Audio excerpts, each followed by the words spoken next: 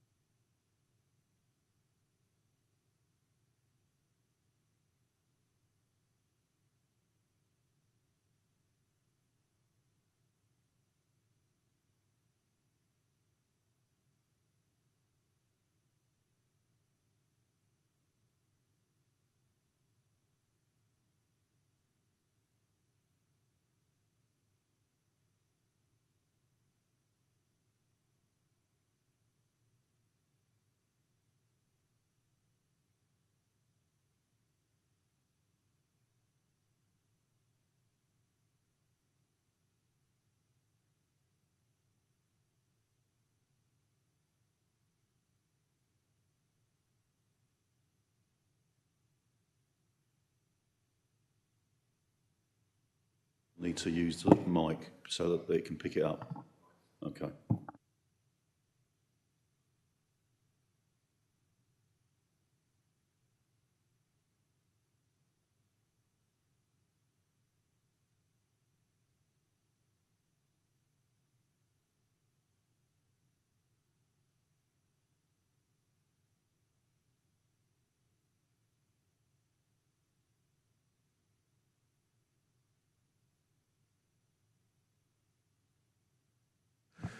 Good morning, everyone, and welcome to this Dorset Police and Crime Panel meeting. My name is Mike Short. I'll be chairing this today.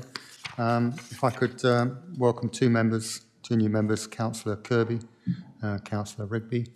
Welcome back to Councillor Kirby.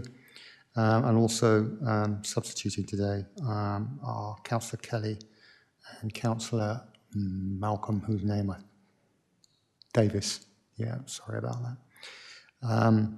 Mark, could you run us through the... Oh, and also wish farewell to Councillor Farquhar and Councillor Geringe as well, who've done good service to the panel. Mark, if I can ask you to run through the apologies, thank you. Thanks, Chair. So we have apologies from Councillor Dove, Councillor Barrow, Councillor Haynes, Councillor Howell, Councillor Johnson and Councillor Taylor. Thanks very much. Actions. Councillor Dove asked Mr McVie to review the makeup of the complaints subcommittee. I suspect that's still ongoing, is it? It is, Chair. We obviously had to wait until we had it finalised who was on the full panel. So currently it sits as me as the Chair, Councillor Haynes as the Vice, Councillor Fryer as one of the two of the total of four, so we need a fourth member, which I'll work on and try and reflect political balance. I'm not quite sure if we do that with four, but we'll try and do it. Now we know who's on the full panel. Thanks, Ian. Moving on, I trust you've all had a chance to read the minutes from the last meeting. I haven't heard any points raised from the minutes of the last meeting, so I'll take those as read, so they're done. Thank you. Moving on to declarations of interest, Mark. Yeah, so it's just an opportunity for any members of the panel to make any declarations that are necessary to ensure compliance with the Code of Conduct. Any declarations to raise? Okay, thank you for that, Mark. Leading swiftly on to item 4, public participation. We've had 3 questions in from the public. Mark, could you read out these questions on behalf of the members of the public, and the Commissioner will answer appropriately. Thank you. Thank you, Chair. So we've had questions from 3 members of the public. I'm going to read these word for word as they've been sent to the panel. So first of the questions is from a Mr. Barlow, and it starts, I suggest that the panel looks at the accuracy of claims made to try and justify the always high police precept. A claim was made in the press that most people in Dorset support the increase, and this was based on an online survey that had been carried out. I doubted that this was true and emailed the Police and Crime Commissioner. In reply, I was told that only 1,662 people replied to the apparently badly promoted online consultation, and that this is only 0.21% of the total population of 772,270, includes residents under 18 years of age. 77% of respondents, i.e. 0.17% of Dorset population, said that policing needed more funding, and 66% of respondents, 0.14% of population, said that they would pay the increase. The claim, therefore, that most people in Dorset support the increase was untrue. 0.17% and 0.14% are pretty close to zero and are not most people in Dorset. All the figures above were provided by the Police and Crime Commissioner staff, except for the 0.17% and 0.14% figures, which I calculated from the figures given to me. Thanks, Mark. David, would you like to respond to that question? Yes, absolutely. Thank you very much indeed. And thank you for the question. The questioner has had extensive contact with my office, and my staff have provided him with the answer to this matter. However, I note that there isn't actually a question posed here, but for the avoidance of doubt, let me be clear. This states that a claim was made in the press that most people in Dorset support the precept increase. Whilst this was reported in the local press in slightly different ways, the various reports appeared to accurately report my comments, which were that the precept increase was overwhelmingly supported by the respondents to my survey, rather than the entire Dorset population. So, for example, Mr. Sidwick claimed the extra amount was overwhelmingly supported by most people in an online consultation in December. That was in the Advertiser and Times on the 7th of February. Police and Crime Commissioner David Sidwick claims the extra amount is overwhelmingly supported by most people, evidenced by an online consultation in December. That was in the Bournemouth Echo on the 8th of February. Mr. Sidwick claims the extra amount is overwhelmingly supported by most people, evidenced by an online consultation in December. That was in the Lime Online on the 9th of February. Now, it might be the case that the questioner is quoting a more obscure source that may or may not have reported what I said accurately. But either way, I would respectfully suggest that the questioner's continued assertion that I claim that most people in Dorset supported the precept increase is inaccurate, as it was clear that I was speaking about the respondents to my precept survey rather than the population as a whole. Thank you very much. Thank you very much, Commissioner. Mark, second question. Thanks, Chair. This is from Mr. Dan Hardy. So it starts, there is public data in circulation that 86% of new recruit uplift officers, those with 0 to 2 years service, are leaving Dorset Police. This, coupled with other full-time officers' leavers and retirements, may, if the shared data is true, result with Dorset Police having low officer numbers. The public are concerned that as a county, we will not achieve uplift levels, wasted vast monies on recruitment and training, and not being told the truth regarding full-time equivalent officer levels. What is the total number of full-time new uplift-only officers recruited in the last 2 years versus full-time officers leavers in the last 12 months by service time frame? 0.2 years uplift joiners, 3 to 10 years, 11 to 20 years, 21 to 25 years, and retirees at 25 years plus. What are the readily available Dorset Police officer full-time officer numbers now versus pre-austerity levels from 2010 and compared to the last 5 years of officer number volumes? Dave. Thank you. The questioner has asked for a number of detailed statistics, Chair. These have all been provided, and the full data sets will be placed on record in the minutes of this meeting and sent to the questioner. However, I'm going to refrain from reading these statistics out in full and give members an overview, which I hope is acceptable. The questioner was unable to confirm the source of the statistics he has quoted, and neither my office nor Dorset Police recognise these data. However, here are the facts. It's not true that 86% of new recruit officers are leaving Dorset Police. The attrition rate for new recruits for the period September 2019 to March 2022 is 9.7%. Very different indeed. I think if 86% of new recruits were leaving, I think we'd notice, Chair.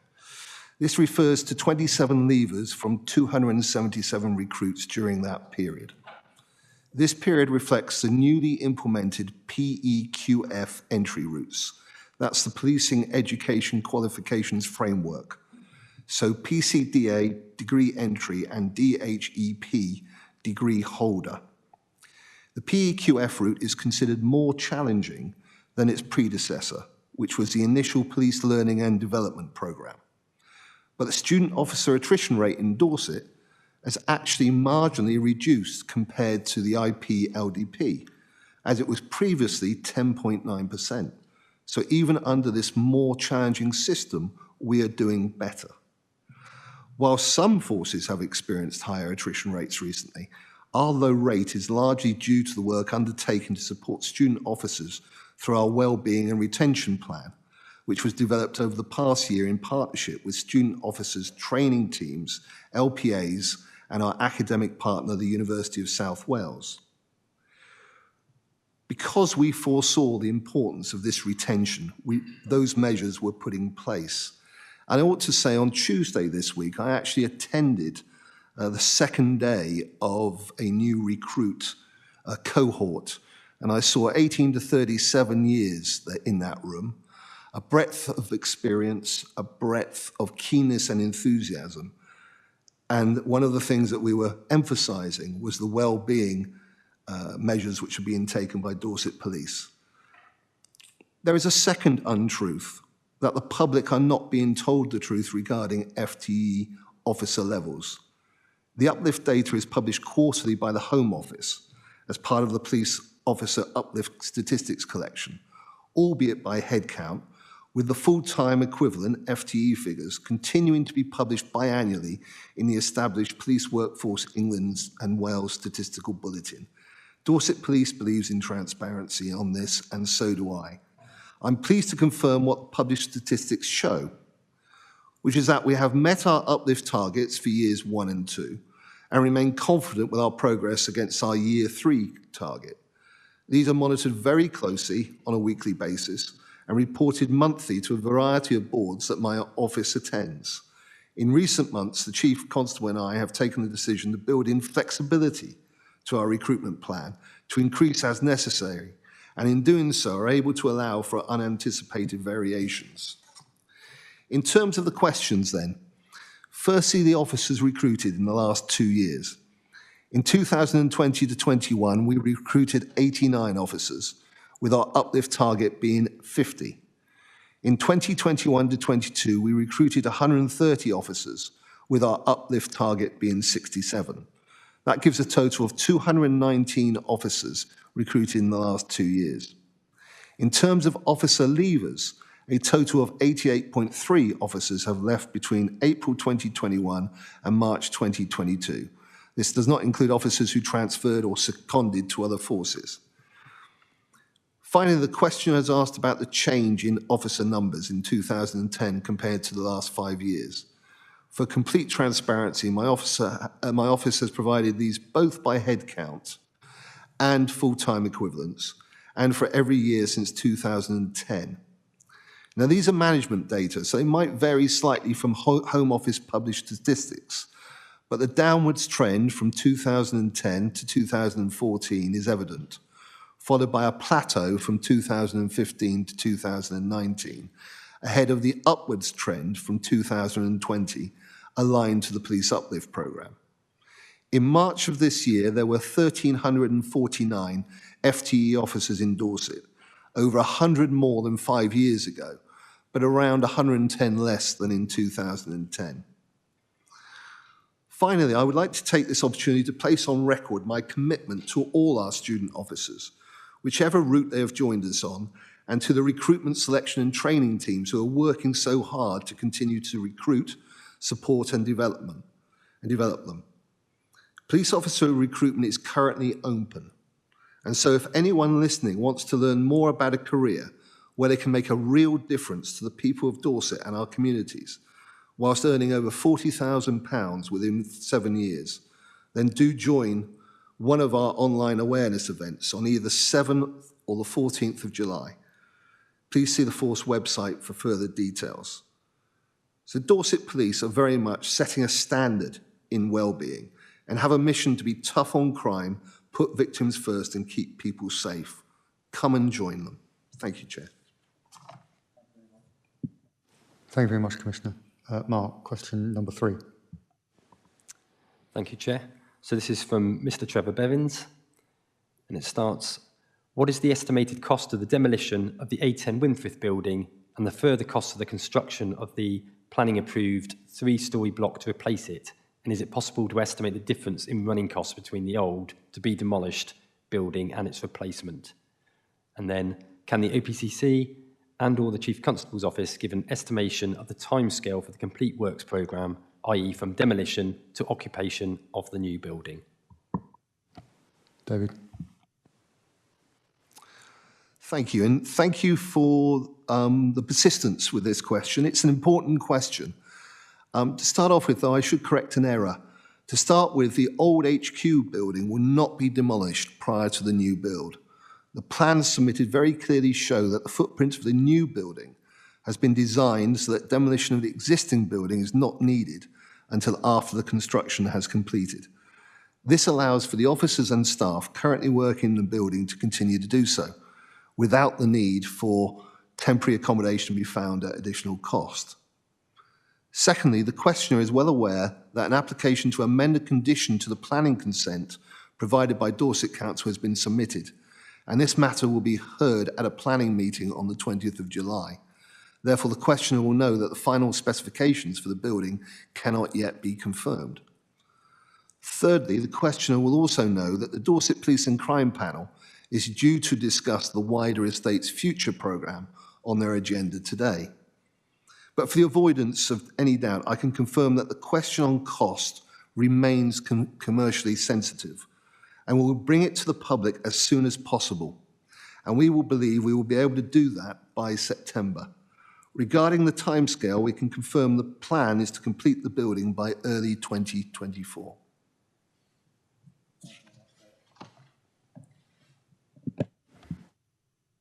Thanks very much, David. Mark, I think that's us done with the questions. And just to confirm, there's no petitions, Chair. Thanks very much. So moving on to the meat of the meeting today, the item 5 quarterly monitoring report. David, could I ask you to introduce the work that you've provided to the panel? Thank you. Thank you very much indeed, Chair. And what I'd like to do is, just before I start getting into the meat of the report, there was a significant item which occurred in April, which was the Her Majesty's Inspector of Constabulary and Fire Rescue Services report into Dorset Police. And I'd just like to make a few comments about that, which I think might be useful to the panel. Though this report covers quarter 4, forgive me, as I say, they've published the Peel report in April. I've submitted my formal response to the Home Secretary, and the full response is published on my website. But I thought it would be useful to summarise my reaction to the report here.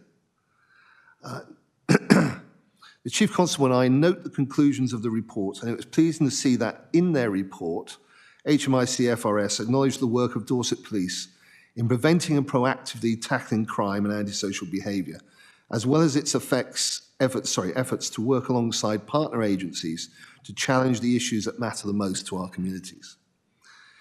It was also welcome that the Peel report also graded the force's efforts of building, supporting and protecting the workforce as good, including the force's recruitment plans, investment in officers and staff, and its inclusive culture in terms of both equality and diversity. So what I'll be doing is I'll be reviewing with the Chief Constable on a regular basis those areas where the force were graded as adequate, including treating the public with fairness and respect, protecting vulnerable people, and managing offenders and suspects. Of particular interest were the 2 areas which were graded as requires improvement, namely how the force is responding to the public and also investigating crime. These were areas that I had identified as a candidate from discussion with the people of Dorset and had already raised in consequence. Dorset Police had already recognised the need to strengthen in these areas, and the force had, for example, introduced 2 local policing area commands. Now, since my tenure, Dorset Police has gone further with, for example, the provision of county lines teams and neighbourhood enforcement teams. It's also relevant that the Peel inspection took place at one of the most difficult times in Dorset Police's history, not only for our organisation, but also our communities. This included the tricky period through the COVID-19 pandemic, a period of peak demand and unprecedented visitor numbers as the lockdown lifted, an increase in public demonstrations and mutual aid support for national events, including the G7 and the COP26. So I will work closely with the Chief Constable to understand where improvements are needed, in particular to better meet the needs of victims when responding to and investigating crimes. I should also point out that each of the 11 areas for improvement, the AFIs, identified by the HMICFRS in their report, have been allocated to strategic leads within Dorset Police, who will in turn develop plans to address them. As Police and Crime Commissioner for Dorset, I can provide specific reassurance that the force is investing in its public contact systems with a view to reducing call times and responding to incidents more quickly, and I'll refer to some of that later in this meeting. I welcome the increased level of scrutiny, accountability and transparency that feature in the Peel report, following the changes HMICFRS have introduced in the way they grade police forces across the country. Very clearly, both for the Chief Constable and myself, this provides a foundation. The Peel report covers the period up until about 2 months in of my tenure, so it gives me a very good starting place in order to interrogate the force about these improvements, in order to make certain that we drive this forward to make Dorset the safest county in the UK. Thank you. Now, if we move to the quarterly report, this is the Q4 report for 2021 and 22. What I'd like to give is, I'd like to give sort of an overview, some of the highlights, and then we can look at more detail, the individual priorities. So if we take the first priority, to cut crime and antisocial behaviour, during that first quarter, we did a couple of things. I did a couple of things. The Operation Relentless continued from the point of view of Dorset Police. I visited recipients of the Operation Relentless Community Fund. I'll talk a bit more about that later. We also distributed fraud and cybercrime leaflets to vulnerable members of the community. When I look at making policing more visible and connected, one of the new initiatives which we put in place during that quarter was we had the first use of the Police Powers Scrutiny Board. We also had extensive engagement, as the panel will well remember, regarding support for the precept and a consultation around that.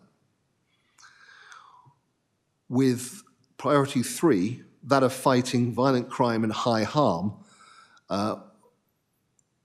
we made a partnership with NHS England on the commissioning of mental health treatment requirements. And I also put in a bid to the Ministry of Justice for additional funding to support victims of domestic abuse and sexual violence. Regarding number 4, which is to fight rural crime, we basically designed and consulted on a Country Watch scheme logo, and amongst other things, started progression towards the pilot of a rural crime van to support rural communities. One of the golden threads that runs through everything is putting victims and communities first. And I attended the Prejudice-Free Dorset Hate Crime Conference, No Place for Hate. And we also launched the Safer Dorset Business Partnership and held the inaugural meeting. And finally, regarding making every penny count, I was very grateful that this panel supported unanimously the precept proposal. I also welcomed the launch of the Chief Constable's new vision for Dorset Police. And again, I'll speak a little bit more about that later on. So that's very much the overview. If I go to the first one, which is to cut crime and antisocial behaviour. So let's just talk a little bit about what we did there. Members will remember that before I took up office, there was not a priority around antisocial behaviour. That came into being with Dorset Police putting in place something called Operation Relentless.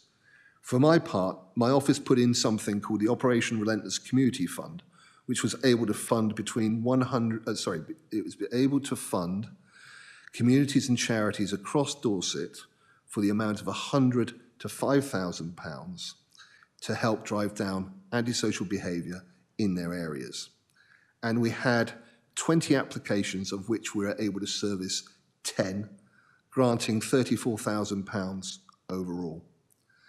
And this included, for example, money for Weymouth Skate Park to put in place more sessions for our young people in the summer, those who are particularly likely to have issues around antisocial behaviour, falling into things and doing things they shouldn't possibly be doing. And also we did something like work with the North Bournemouth Crime Prevention Panel, who are working with ASB Help, a charity that provides support for antisocial behaviour victims. We also saw improvements. We saw improvements in some of the antisocial behaviour hotspots areas, such as Ashley Road in Poole. And one of the portfolio holder comments from BCP is this: I was delighted to meet traders at Ashley Road who all reported that there had been a substantial decrease in antisocial behaviour since June. There's been a significant amount of partnership work to address such issues. That's a testament not just to the work of the local authority, but also the way that Dorset Police changed their priority and have grasped the antisocial behaviour issues that we have. And they're doing that with, for example, acceptable behaviour contracts being drawn up by police in the area of Weymouth to tackle ASB following an increase in that area. We've done some other things in that, under that first category. For example, we responded to the Department of Transport consultation in relation to the creation of a National Collision Investigation Branch, which I saw was in the news only this morning. We also looked at some of the other issues. So one of the concerns of the people of Dorset has been pet theft. And although the stealing of dogs, for example, is very low in Dorset, we wanted to mark Pet Theft Awareness Week in March by sharing tips on how to keep pet dogs safe. Regarding fraud and cybercrime, we designed leaflets and distributed informing older and vulnerable people of fraud crime types, support and tips on prevention. To do that, we worked with not only Dorset Police, but also Age UK and Citizens Advice and the local authority trading standards. And finally, we started to look at what are we going to be doing to support young people. I visited the Weymouth Skate Park, as I said, and that's one of the things I'm really interested in. We need 3 areas which we're considering. One is early intervention, another one is diversion, and awareness and education of the issues to try and keep our young people out of trouble in the first place. And I think I'm going to close it there from the point of view of cutting crime and antisocial behaviour, apart from to note that the total crime measure is going in the right direction, and so is the total ASB instance going in the right direction. In fact, year to date at that time, there had been a 29.8% reduction, for example, in ASB. If we take out those areas which were possibly affected by COVID type things, then that's a 13.4% reduction year to date. So I think I'm going to close that there, Chair, and take questions. Thank you very much, David. Before I ask any questions that are coming from the Priority 1 lead, do members of the panel have any questions that they would like to ask, Jane? Thank you very much, Chairman, for allowing me to speak. Jane Kelly, I'm a councillor from Bournemouth, Christchurch and Poole, substituting at this meeting. David, I'm looking at your section on fighting violent crime and high harm, and I note that the addiction and substance misuse area is amber. I'm guessing that's not quite as successful as green just yet. Is that right? And I'd like to ask you, please, what your plans are to solve the wicked problem of drug activity caused by the huge potential for large incomes of those at the top and resulting in misery and ruined lives and, of course, violent crime in between for those at the bottom. This happens right across our patch, BCP and Dorset, and I wonder what you're doing to address this, please. Chair, can I reserve that one? Because I absolutely want to answer that, and I'll answer it. You've asked specifically about Dorset, so I'll make certain I absolutely talk about exactly what we're doing here. Can I reserve it for priority 3? Thank you very much. No. Well, does anybody?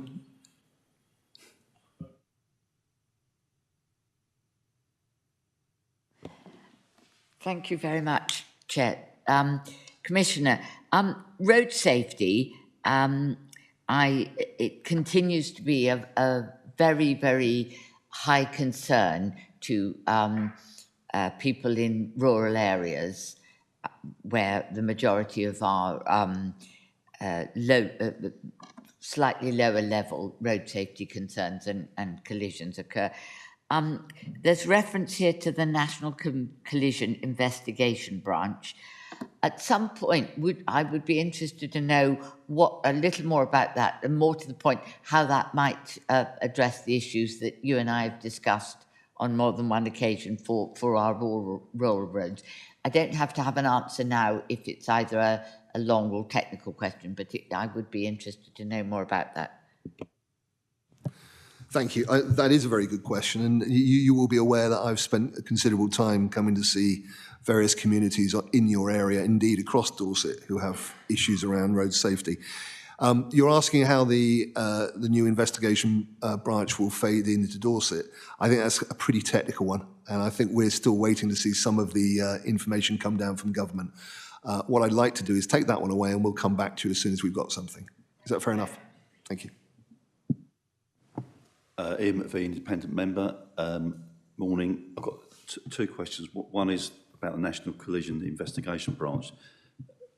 From a Dorset taxpayer's point of view, the article didn't quite cover how it was funded. Could you confirm that it's funded centrally and not being top sliced from your budgets?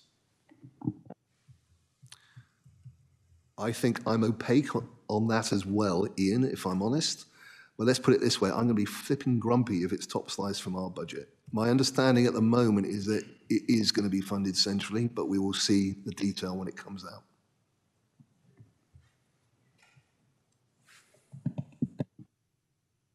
Obviously, in the past, the government and particularly the Home Office have been very good at telling us what's going to happen nationally. And then the sting in the tail has been that locally, taxpayers pay it by default because it's top sliced, as it's called. What do you see in terms of the PCC's National Association ensuring that doesn't happen, as it's a bright idea from the centre, which I think is needed, but the funding should come not from local taxpayers by top slicing? The police and crime commissioners are much more together from the point of view of lobbying now. We have regular meetings at least once a month. I'm talking about the 30 in my particular political grouping of the Conservatives. And we are very much of like minds around these sorts of things. You'll see that demonstrated later with one of the questions. We absolutely do not agree with the idea that having been given a budget for our patch to make certain that we have the most efficient policing in our areas, then it's no good to keep putting other things on top and taking elements of that away. So we push back as hard as we can, but we do it collegiately, and we also do it together as a group. Could I ask then that in the feedback you'll give in relation to that new national unit, that you'll just reaffirm how it's being funded so that it's transparent to us as residents, really? Absolutely. I mean, I believe in total transparency, so when we know, we'll let you know. Thank you for that. And a second question, sorry about this, now I've got the microphone, I'm not going to let it up for a little while. In this category is about crime, and there's been quite a large amount of national press attention to the levels of investigations that the police across the country have, and then how many result in a charge or summons. And Dorset is one of, obviously, as 43 forces, their figures are in. As I understand it, it's about sort of 12,500 investigations, in a 3 or 4 month period, and then there were 888 charges or summons. Whilst charges and summons aren't the only way of dealing with offences, because there are other routes to justice being delivered, so it's a slightly misreading table, that. But the crux is that it would appear that police forces nationally are struggling to positively conclude investigations, including charging and summons. From your point of view as the PCC, how are you ensuring that the Chief Constable responds to that and then deals with things locally as well where it's appropriate in terms of disposals of offenders? Thank you. Really, really good question, Ian. Like most PCCs and chief constables, I acknowledge the proportion of criminal suspects charged, also known as the positive outcome rate, is lower than both we and the communities whom we represent and serve would want. At the moment, it's not good enough, and neither I nor indeed the chief constable are happy with it. Having said that, and to put it into perspective, the positive outcome rate for Dorset in 2021-22 was 11.2%. This puts us around mid-table and broadly in a stable position. The national trend in positive outcome rate has been reducing in recent years, and the Home Office has acknowledged that it's not expecting policing to recover to the rates of the past due to the changes in the complexity of crime. You know, there are many occasions where taking it through to a positive outcome isn't necessarily the right thing for the either for the victim or the offender, and there are other ways of making a difference and in getting behavioural change. We know that. Having said that, Dorset Police, through its Making the Difference team, has been taking a close and careful look at enhancing positive outcome rates in recent months. But there isn't a silver bullet. There isn't a best practice that we can grab from other forces. For example, some forces will have better positive outcome rates, but they have a lower level of crime data integrity. So there is lower confidence in the quality of their data as independently assessed by the HMIC FRS. Given the considerable crime recording variation between forces, and with Dorset having a particularly good rate, there's little that we can take from anybody else in that regard. More broadly, there's an intellectual point here, and there's a paradox at play, because increasing positive outcomes and charge rates are likely to support victims' confidence, hence encourage reporting, which in turn will lead to increased crime recording and likely increased demand on investigative resources, which may in turn push charge rates down. We need to be in a better position. Policing needs to be in a better position to create a virtuous circle here. And at the moment, with the proportion of officers who are younger in service increasing due to uplift, there is a nationwide lack of experienced investigative hands to improve these ailing rates. So, that's, if you like, highlighted the position. What are we doing about it? Well, the first thing that we're doing about it is the Chief Constable and I talk regularly about this issue. The Chief has, as part of his tough on crime element of his vision, is pushing hard to increase and putting investigation at the heart of what Dorset Police do. It will also be well known that Andy Cook, who is the new HMIC FRS head inspector, has also said that that should be at the centre of what we're doing. To help address this, the Chief Constable has recently advertised for a new Detective Chief Superintendent to join the force as head of crime. Our existing one is retiring. And with a combination of this and the new plan that he's putting in place, I'm confident that we're in a good position to deliver positive change. But I'm mindful that improvements are going to take a long time coming.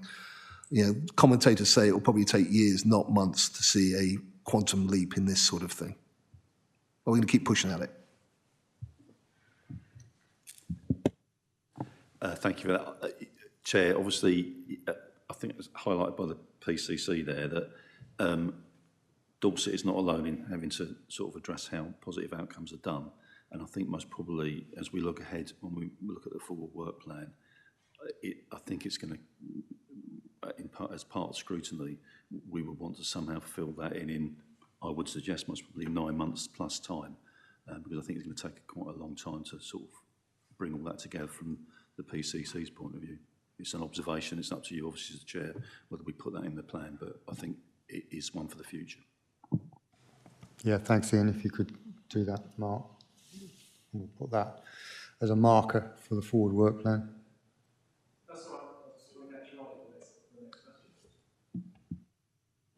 Would you like to ask a question? Thank you, Chair. Councillor Andrew Kirby, Winterbourne North, a returning member, and I did say to the Chair earlier, I said, I'll try and keep my head down and just slowly ease my way in, but I can't resist. So I've actually got, I'm doing an Ian now.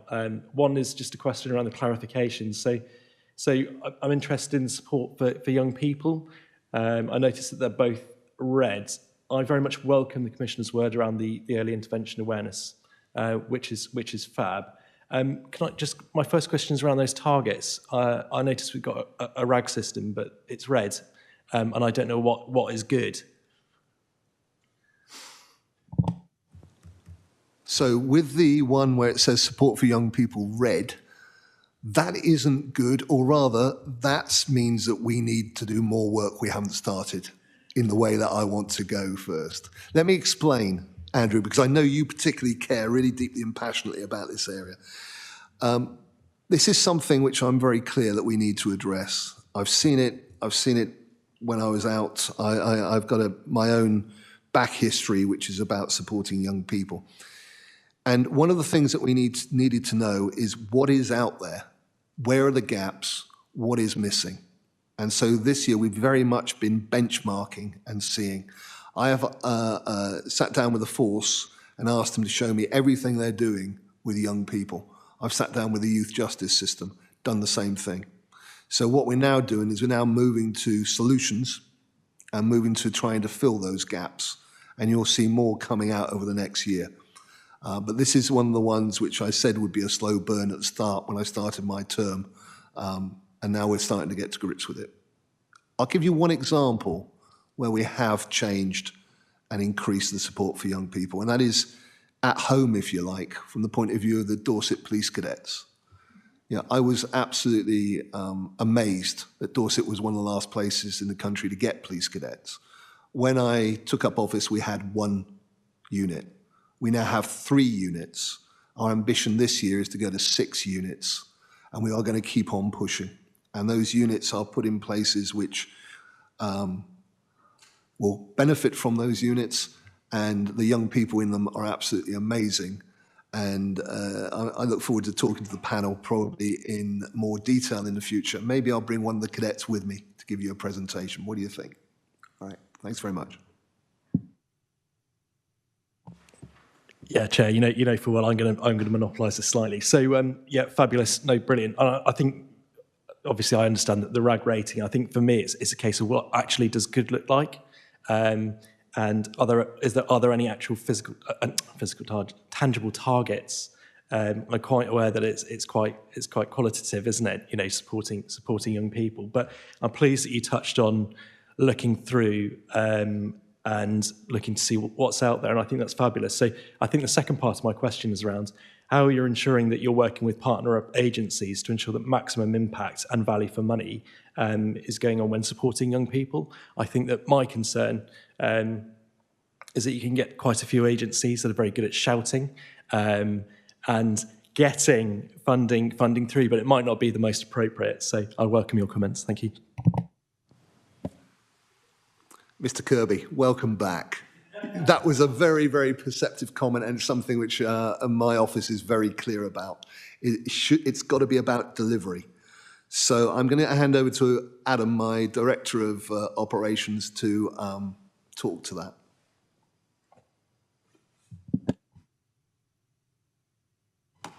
If I just take the part about the document itself, and particularly Councillor Kirby returning it, so that the RAG rating on the document, the top section where you have various key performance indicators, hopefully self-explanatory, but the below section, the RAG rating relates to the wording of the plan.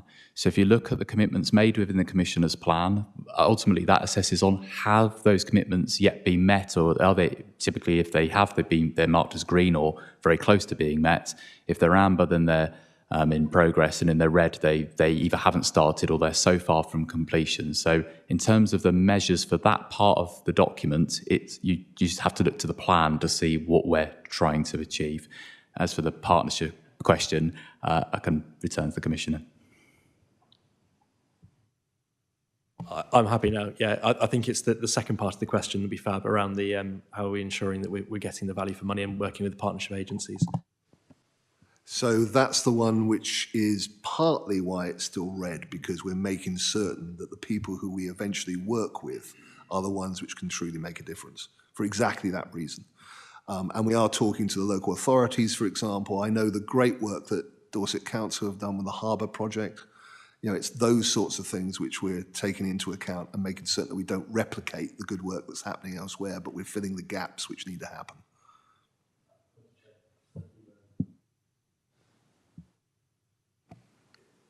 Do you have a question? Well, I don't know whether it's a question or observation, but part of what Councillor Kirby was saying is about his tangible measures, and I may have it wrong here, but I think it's hidden in the plan, is that it's about how many, the reduction in youth entering the criminal justice system. That's a tangible target. And obviously, one of the main planks of the Crime Commissioner's policing plan in terms of a reduction in overall crime, which is sort of reflected in the quarterly update as well. So there are two clearly tangible measures that the public can either be reassured by, which they should be at the moment because crime's going down, but also, you know, in the next year as well as to whether crime goes up or down. So I don't know, that's a question, that's an observation, I don't know. I quite agree. I think it's all very well having these things like we can do this, we can do that, and that's fine. But I think the ultimate measure is something, as Ian's mentioning, around seeing that the reduction of young people, I should say, entering the criminal justice system, looking at things around the ASB. I think it'd be good to actually have a measure there. Thank you very much, both of you. I think from your perspective, I'm looking around to see if there's any more questions. Sorry?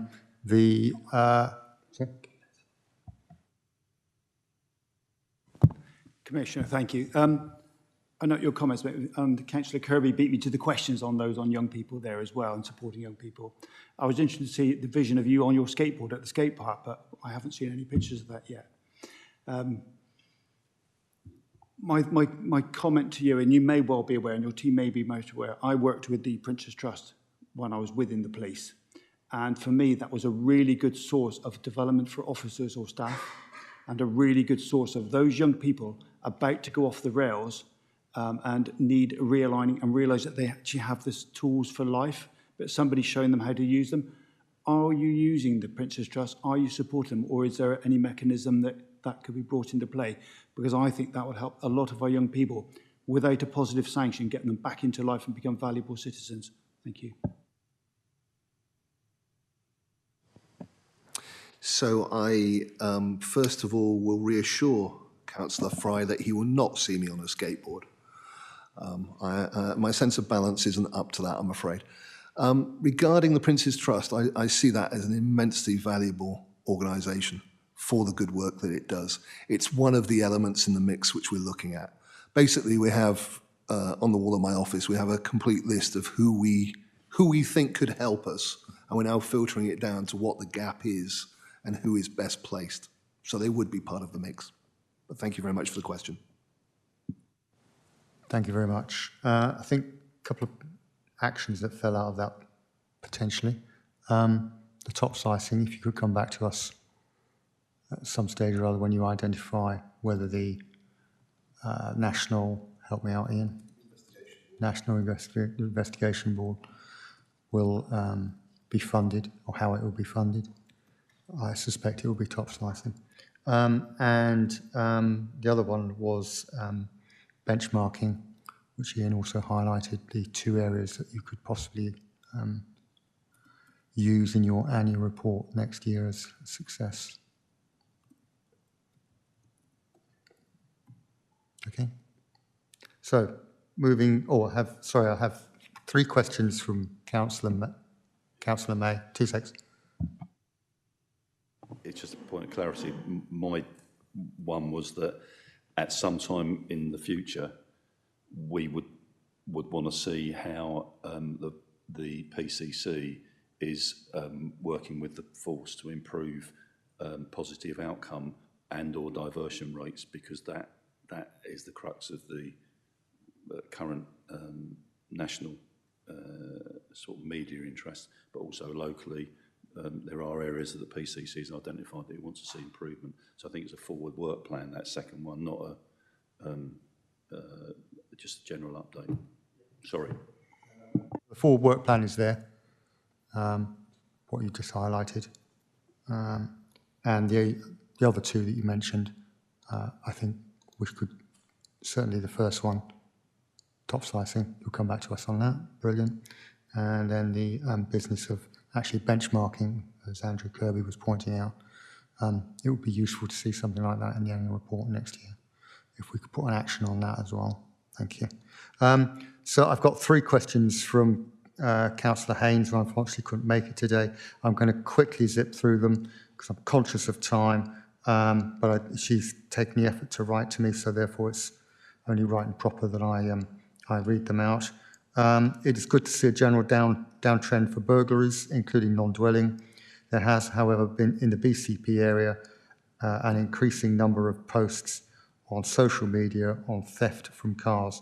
Can the PCC rerun the campaign from last year to raise awareness on theft from vehicles? Second question, interesting to see that while domestic abuse crimes are going down, domestic abuse incidents are on the rise. What is the correlation here, if any? Third question, domestic violence, sexual harm and stalking are on the rise. Do we have a breakdown of the numbers into the 3 types of crimes? Is there a prevalence of more incidents on one type? And how is the PCC prioritising this? Briefly, if you could. Thank you very much indeed. To take the first one, which was the awareness of vehicle theft and prevention around it. Yes, of course, we will rerun that, especially as the warmer weather starts. I mean, I'll ask my office to take an action around that.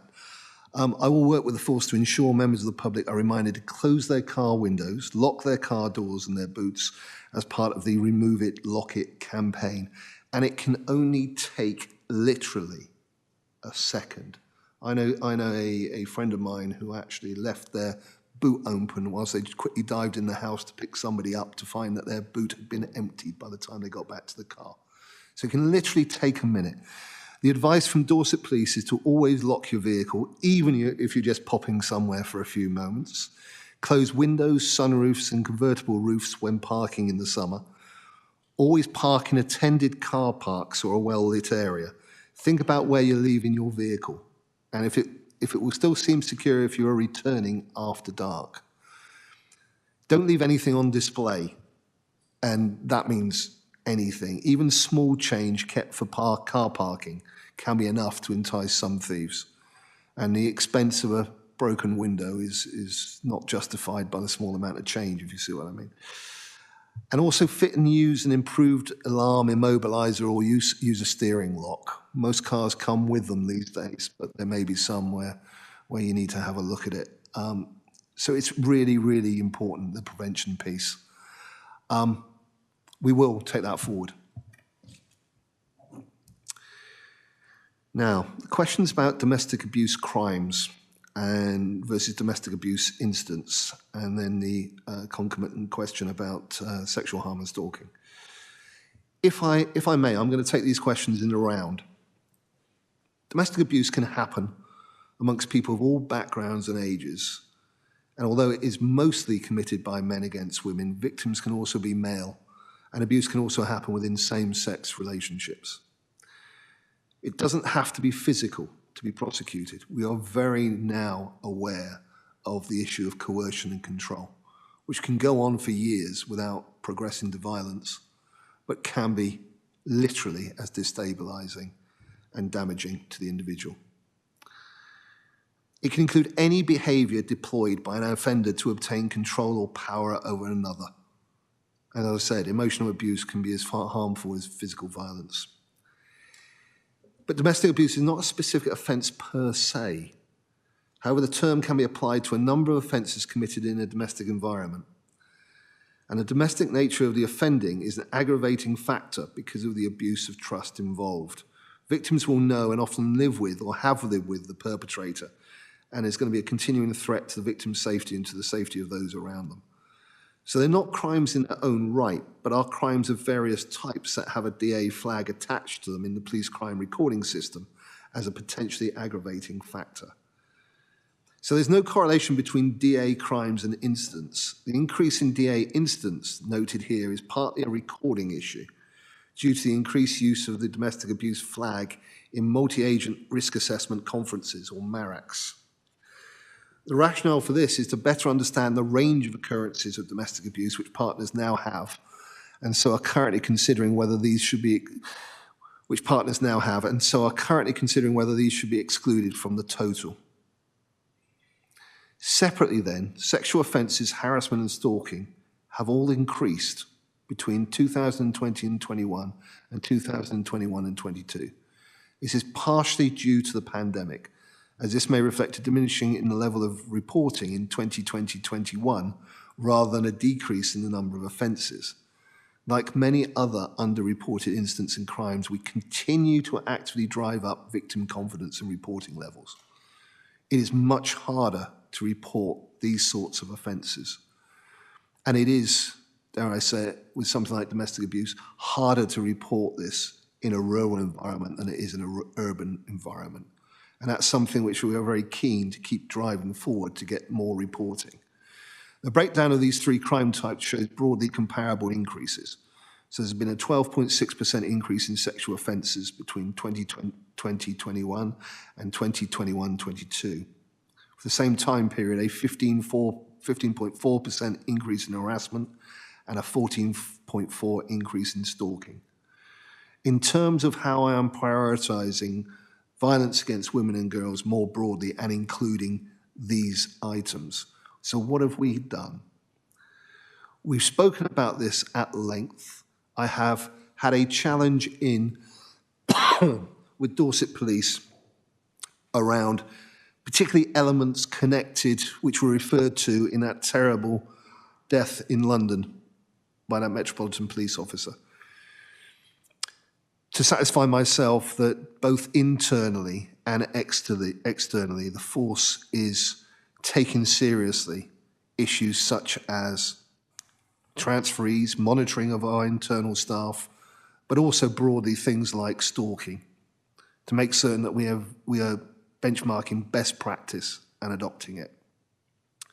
On the streets, whilst it is important to understand that nobody should feel unsafe on the streets, and I'm certainly not in any way blaming victims, we have to make certain that our streets are as safe as possible. And I'm supporting the Safer Streets funding, which we have been successful in Dorset and BCP in getting over the last year or so. But we're also doing something more practical. We brought in place something called Operation Vigilant in our nighttime economy. This is a real success story from my first year. It uses plainclothes and uniformed officers patrolling inside and outside nighttime venues across Dorset in a bid to stop perpetrators approaching women and engaging in predatory behaviour. And we're going further.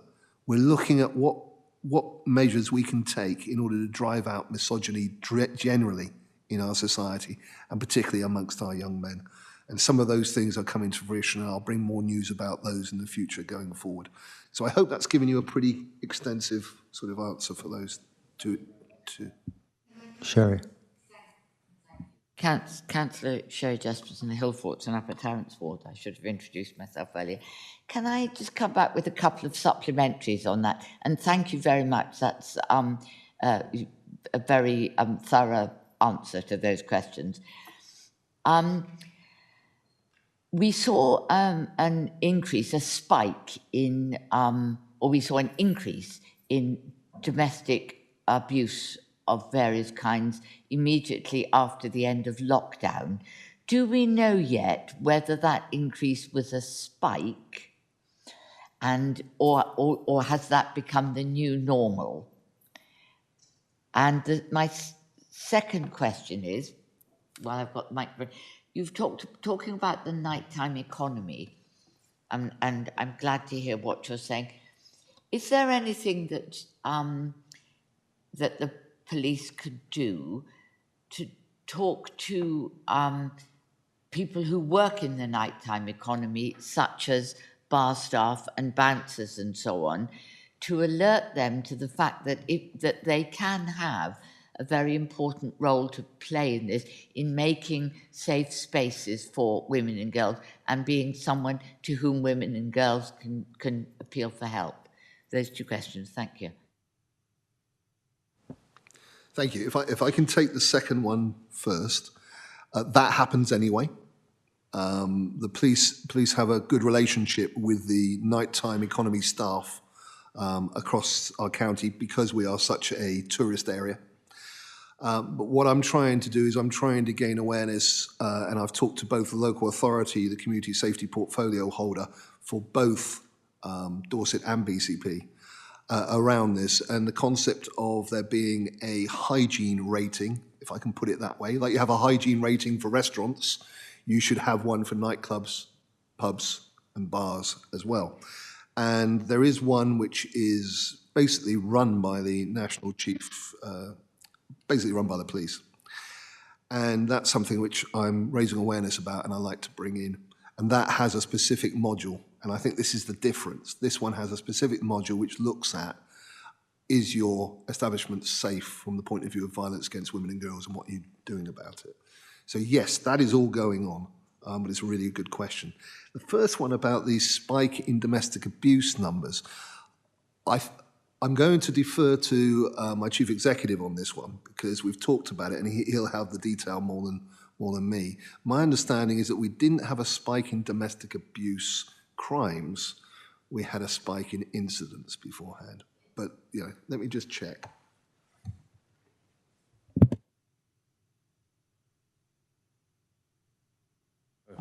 Thank you. Technical issues. Yes, that's correct, Commissioner. So essentially, Dorset Police, like other forces, worked incredibly hard during the pandemic to make sure that the level of reporting incidents remained high, although still underreported, as we all know. We're all working very hard to make sure the levels are still high. The issue that I think you're referring to is also about access to services.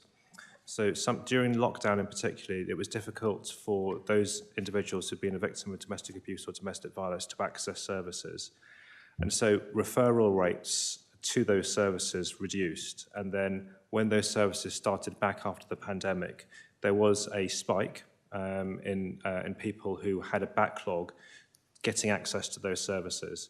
Now, all forces received some central funding through the Ministry of Justice in order to help smooth that process, because we recognised, and we as a local OPCC actually took the decision to ring-fence some money to help support those services because we knew there'd be an influx after the lockdown broke. So it was experienced, but it was also managed and it was also expected. In terms of it being a new normal, we haven't necessarily seen the nature of a spike is that it is temporary, and I think your description of it is probably about accurate, really. So we haven't necessarily seen a resetting to those levels. So hopefully that gives some assurance. Thank you very much. Moving on to priority 2, if you wouldn't mind, Commissioner.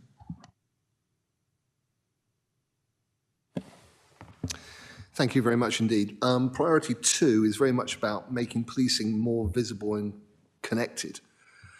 And this was one of the things which I said would come from the precept funding, which you very kindly unanimously approved. And we want to make certain that's spent wisely and well around this.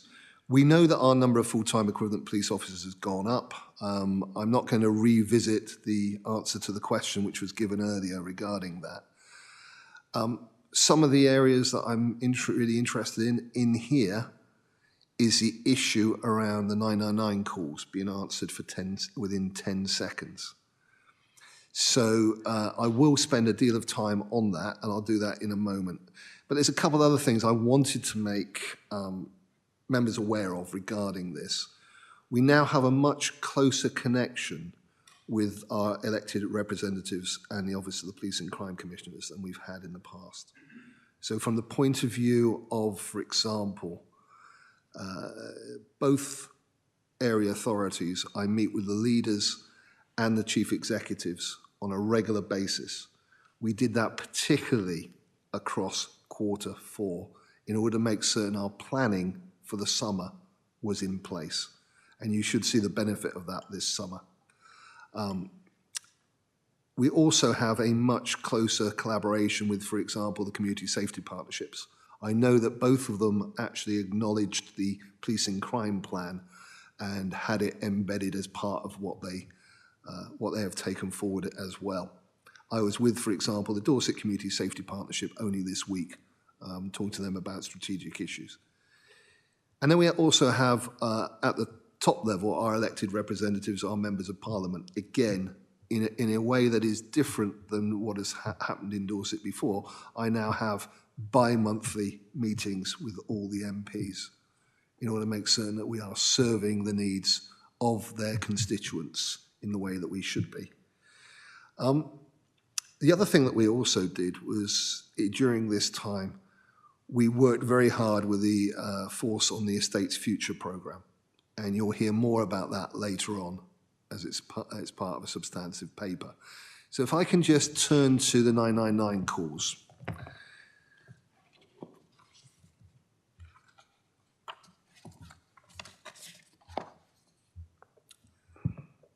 Now, you'll be aware that also the Home Office have released information on how long it takes each police force to answer 999 calls. And that was between November 2021 and April 2022. So I think what they said for Dorset Police was that 63% of calls were answered in less than 10 seconds, 32% of calls were answered between 10 and 60 seconds, and 5% were answered after 60 seconds. Now, actually, what members will see is that in Q4, the number of 999 calls answered within 10 seconds stood at 83% against the target of 90%. So there is some difference between the two numbers, although they're not quite the same time periods. But we know that this is extremely complex. And so devoid of context, those sorts of figures, the national figures, aren't tremendously helpful.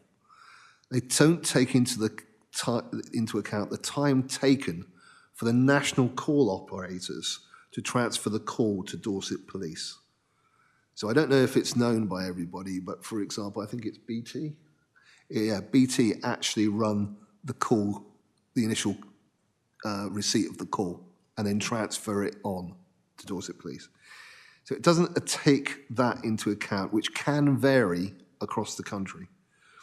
It doesn't take into account the volume per head of population. It doesn't take into account the severity or appropriateness of the 999 calls. And of course, most importantly, it doesn't take into account the police dispatch and response times to genuine emergency calls, which is really what you should be looking at. You should be looking at the whole thing in the round rather than just the front end. Nevertheless, look, it's pleasing to see there's been a notable uplift in Force 999 performance observed since Christmas, as shown in the Q4 report. This journey started, really, last November, when I sat down with the new Chief Constable and discussed the needs of the people of Dorset in this regard, because it was very clear that we need better visibility, connectivity, and engagement. And from that, he is putting into place a transformation, a major program to affect public contact and engagement, and we're expecting this to bear fruit in the future. Some of this will be technology. Some of this will be thinking differently. Some of it will be taking best practice from those places who appear to have cracked this. From the point of view of the Southwest, we're by no means the worst at what we do here, but we need to get better in this regard. And this is one of the oil tankers I'm determined that we will turn around. I think I'm going to stop there regarding number 2, except to give you, and I admit it's anecdotal, but we do have a little bit of data coming through now, and that's the change in engagement. Very clearly, police have been engaging in a different way for a number of reasons. We've had COVID, for example, and it was bringing that back, because wherever I went in Dorset, the people said They wanted to have more engagement from their police. And we've now seen a marked difference between where we were in October to coming forward in these later months. So I think it's kind of important to acknowledge that not only am I hearing it now anecdotally, but we're also tracking that engagement. And do you want to say anything about that? Because you've seen the figures, Simon. Yeah, Yeah, we're going to pick that up specifically in the estates futures piece because it's part of that. Okay. I think I'm here. Thank you. Ian McVie, independent member, but the lead for this one, for the PCP. 3 questions. So just when you thought the survey and the precept was going to go away, just a point of clarity in relation to the question that was asked by the member of the public, the survey went to 1,662 respondents.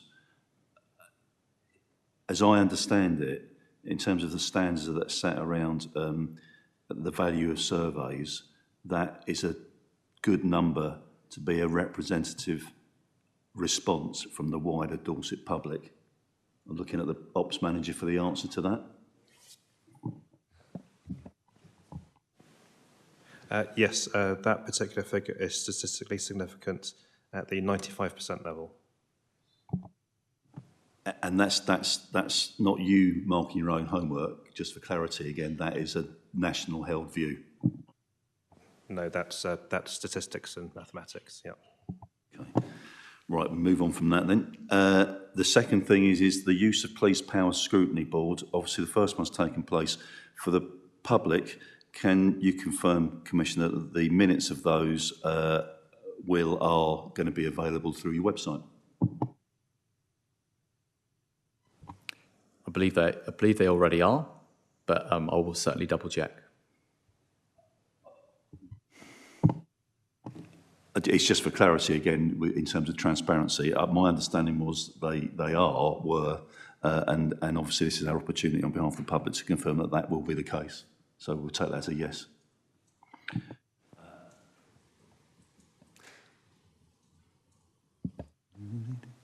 That's it, back on again. Third one then, going to the contact centre. Obviously one of the ongoing things for Dorset and all forces is the volume of 101 calls.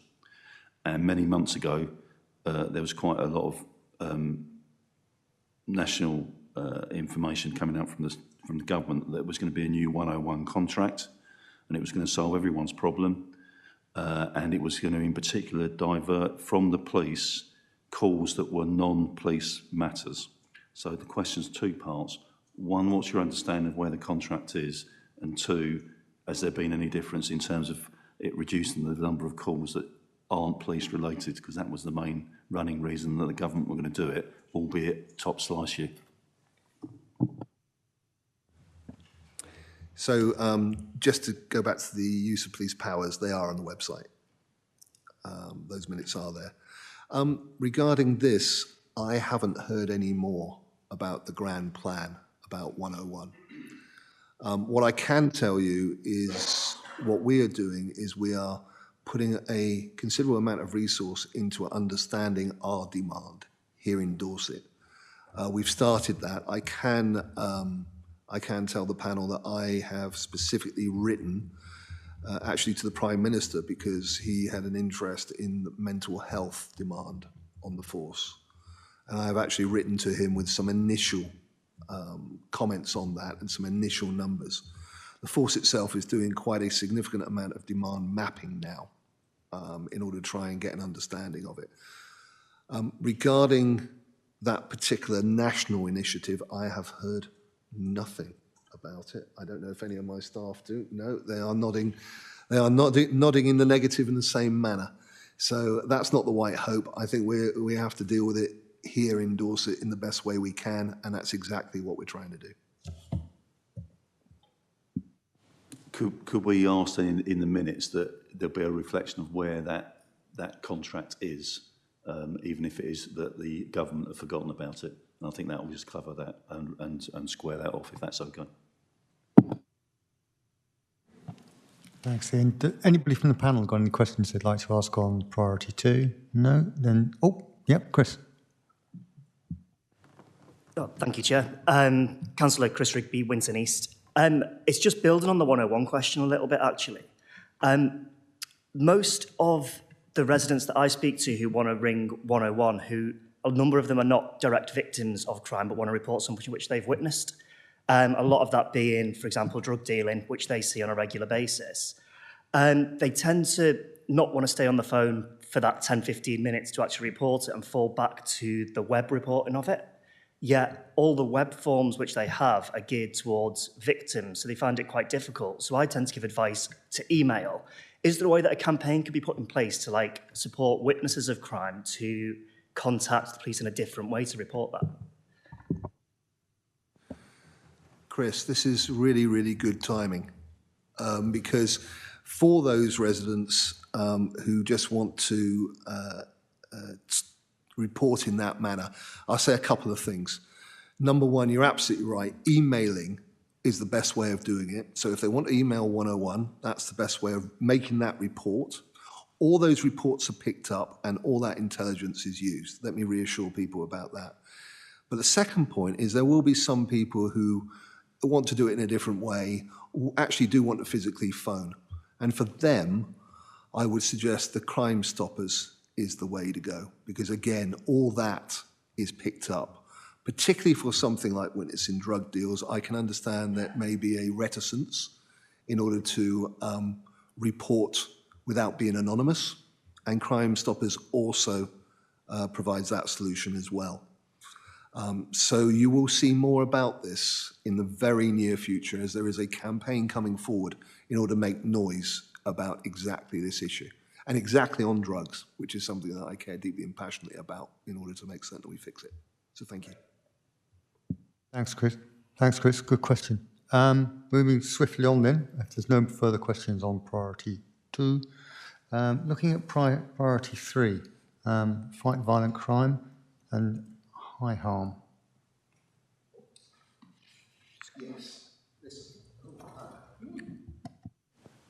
Yes. So this is the one that kind of always keeps me awake at night. What are the high harms in our society, the violent crime? And I talked quite a bit about the violence against women and girls, domestic abuse and stalking. I'll say a couple of things about those. I'm not going to go into great detail because we talked about it earlier. One of the things we are doing is there's been an independent rape and serious sexual assault report, which has been completed and considered by the PCC and Force. We've driven that in order to basically try and improve where we're going. This was actually a Triforce initiative through the Criminal Justice Board with Wiltshire and Hampshire. We've also now got in place a new investigative standards board in order to drive improvements. So that helps talk to the question which was asked earlier. I've also gone forward and asked the Home Office for additional funding for domestic abuse perpetrator programs. You will be aware that the DRIVE program is already up and running and happening in Dorset.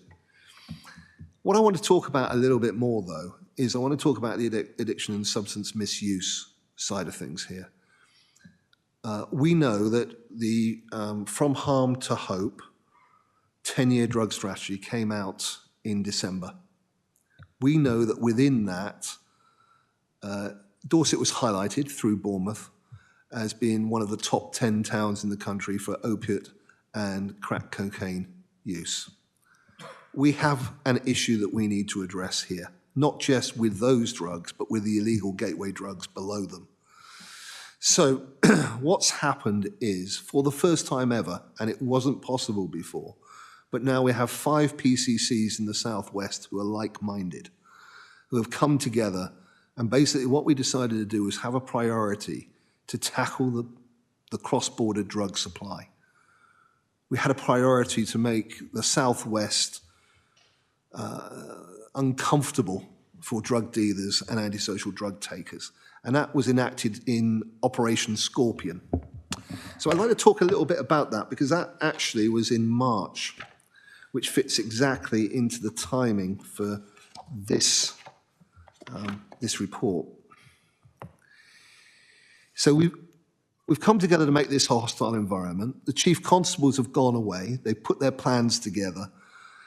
And the 5 regional forces came together at the same time to do the same things, to put a ring of steel around the southwest. And in that time, we arrested 194 people.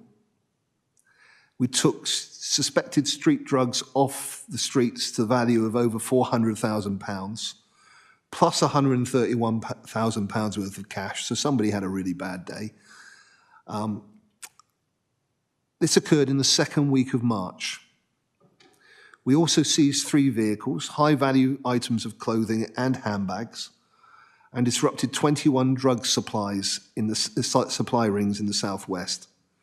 And that is going to continue in the months ahead. You'll hear more about this. So this was the first time that we were able to come together to use our collective regional intelligence and technical capability. And this operation also drew national attention because it is a collaboration between 5 forces. It was picked up by the national press and it was quoted in the dispatches by the policing minister. So what did they actually do? Well, we actually got them together to involve the neighbourhood policing teams to close any intelligence gaps. They engaged with drug treatment services in advance of the activity. They undertook joint visits with partners to identify vulnerable users. They carried out schools engagement, including drop-in sessions for concerned parents, and made extensive referrals for diversion and treatment.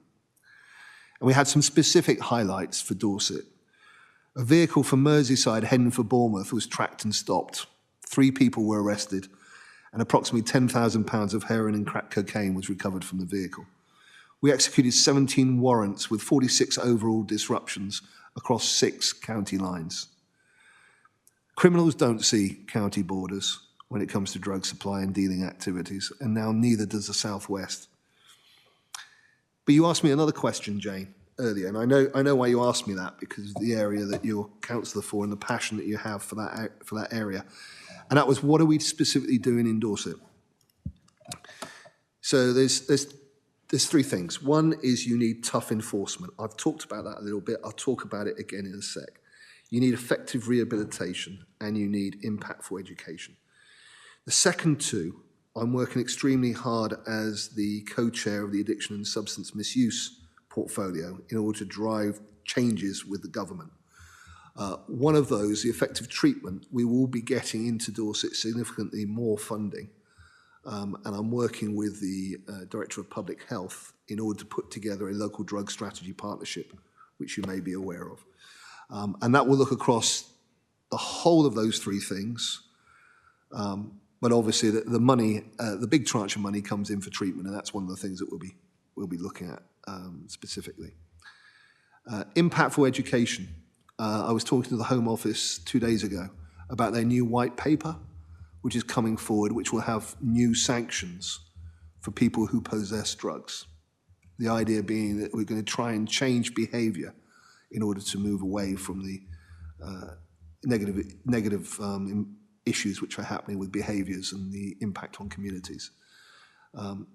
That's not enough, actually. I told them that's not enough. Those sanctions aren't, those sanctions will work for some people. They won't work for everybody. We've got to have impactful education and awareness in a way that we haven't had before. We've got to invest in it. So we'll take that forward. So let me go wind straight back and straight in. What's happening in Dorset? Well, we don't just have Operation Scorpion.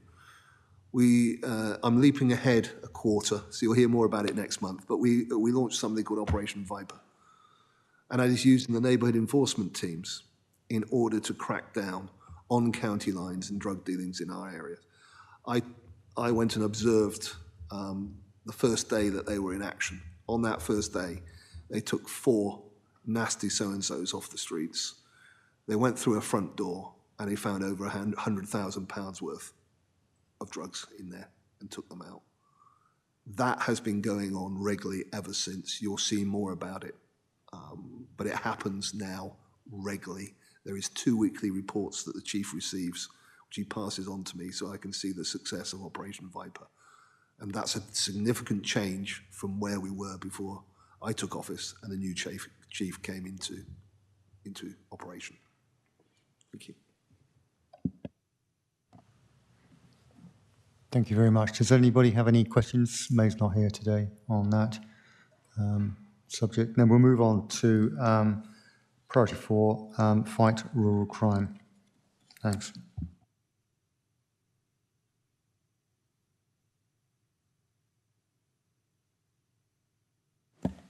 Okay, so to fight rural crime. Well, there's been a lot in the press recently about rural crime in Dorset.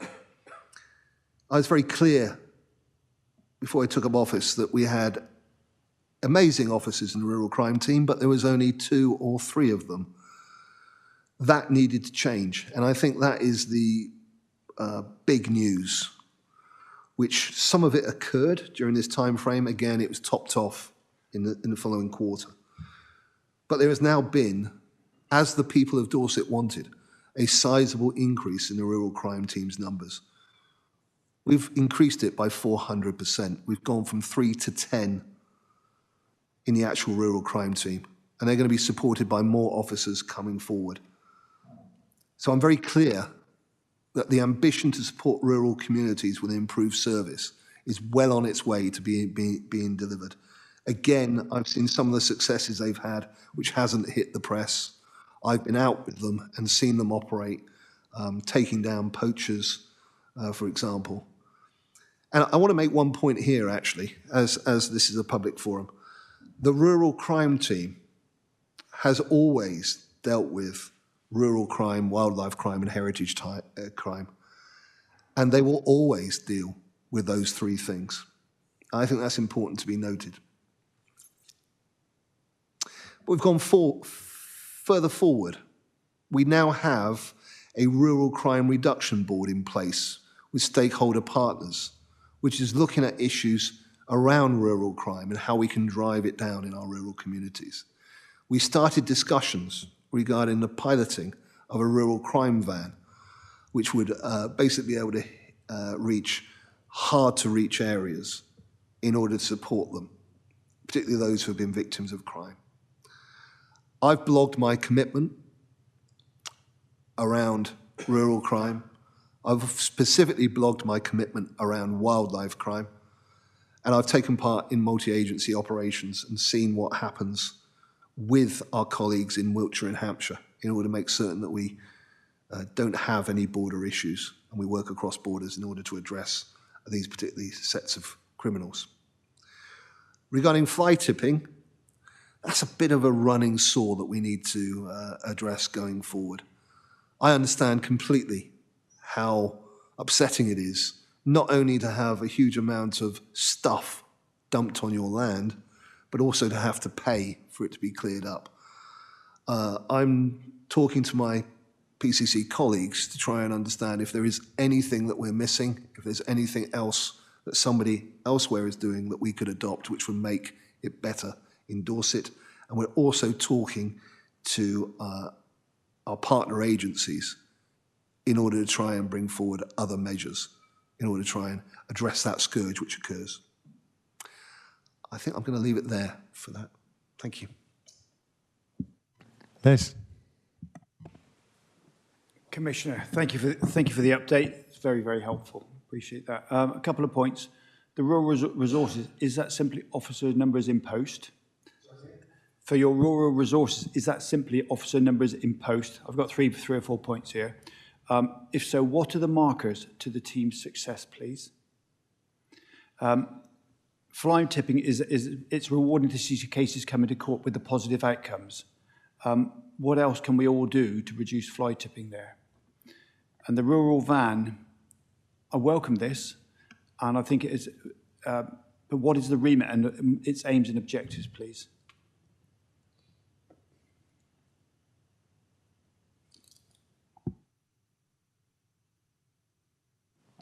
Commissioner.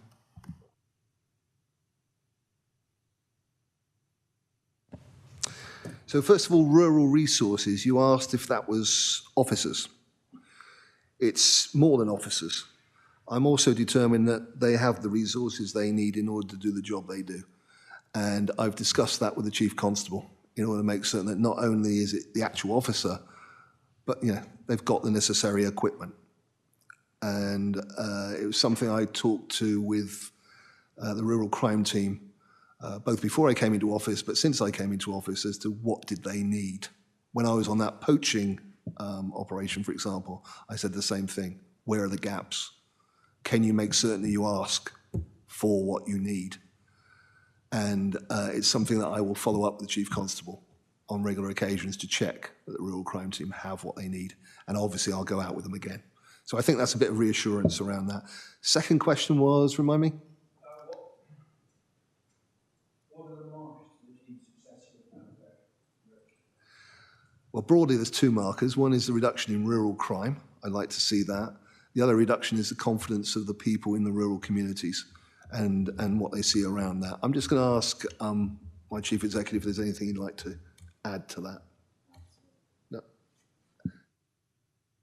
Just on that final point about public confidence, so we've got in the report there a TB confirmed. This summer will be the first opportunity since the plan was launched for us as an office on behalf of the Commissioner, with the Commissioner, to do our public surveys as we do each summer. And in that it will be a specific question about confidence in rural communities, which we'll be able to use and track in the months and years to come. So there are, of course, other measures, but that will be one that we'll be able to use, and hopefully we'll see positive signs in the years to come.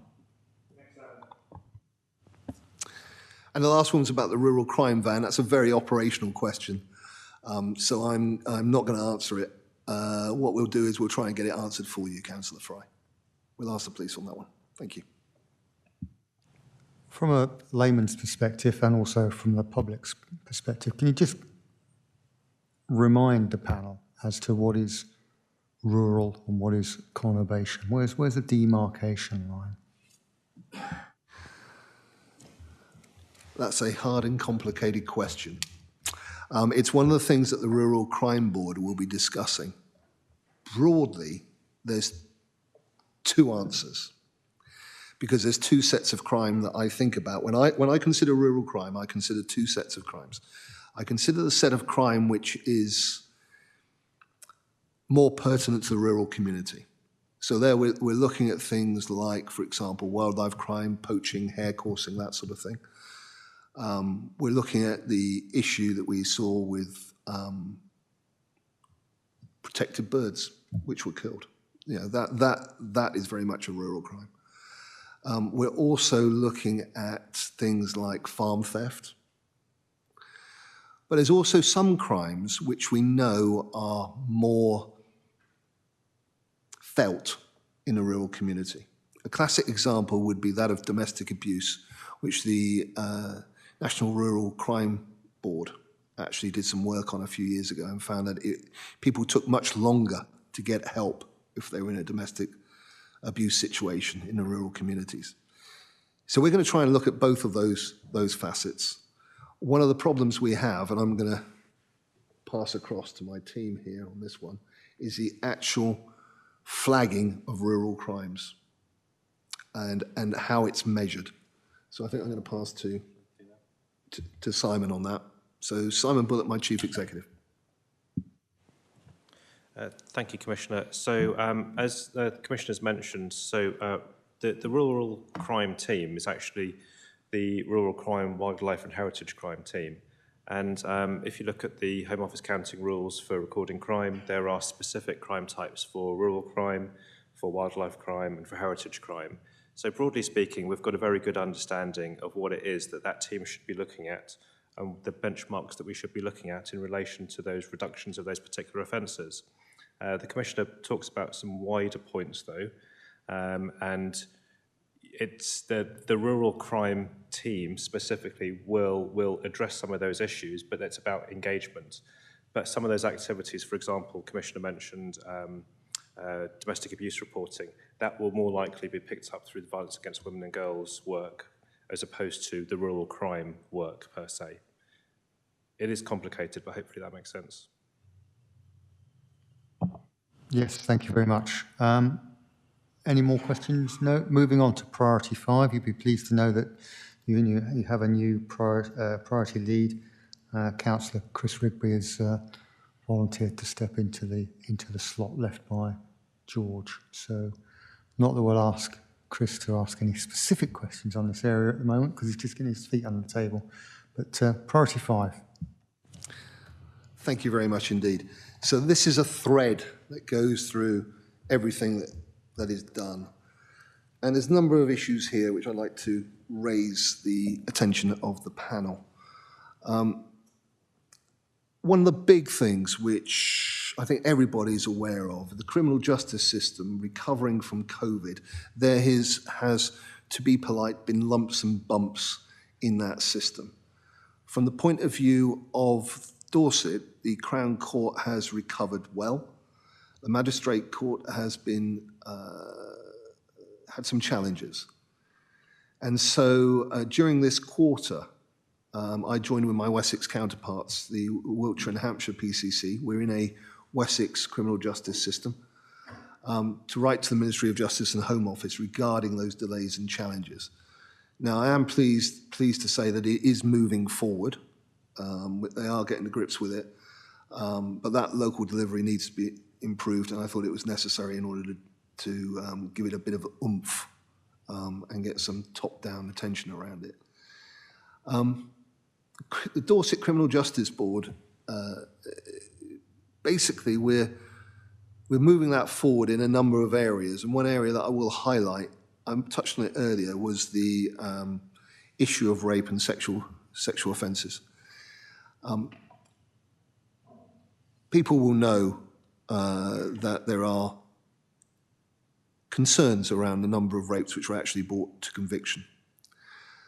What we've done in Dorset is, through one of the subgroups, which I chaired initially before I became chair of the whole panel, we started work actually mapping from the instant of reporting a rape or sexual assault to conviction. We mapped the journey, the victim's journey, in order to understand where the majority of people were dropping out and how this was working.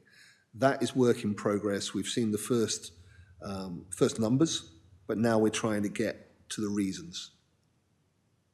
And so that will be a really good piece of work that I talk about hopefully later in the year. We were also able to get Ministry of Justice funding for both domestic abuse and sexual violence services, and we responded to the Victims' Bill consultation. Very much the PCC is the victim's champion, and that's something I take very, very seriously. There is now also a person designated within Dorset Police to be the victim's champion as well, to understand from the police end how important the victim is to everything they do. And actually, if you look at the operational vision of the force, it says put victims first, which is good. Hate crime, I've spoken about before. I've spoken about recently, actually. I think I blogged last week about disability hate crime, for example. We funded the Prejudice-Free Dorset Conference, No Place for Hate. I'm very proud we did that. And I've also taken time to make the points about Holocaust Memorial Day. We just got to keep on putting these messages out there, that everybody should be tolerant of everybody in Dorset, irrelevant of the protected characteristics, irrelevant of their colour, their race, their religious belief, their sexuality. Tolerance is the thing that I would most like to see in Dorset going forward. Vulnerability. So you've heard me talk about the key things, the dangers of drugs, and the key things I'm trying to do there. I've actually presented to, during this time period, I presented to both, funny enough, both the Conservative group of PCCs, the majority, 30 out of 40, but also via my co-chair, gave the material to the other PCCs as well about the issues of illegal gateway drugs and the harms that they cause, and how we've got to drive for better education and awareness around that generally.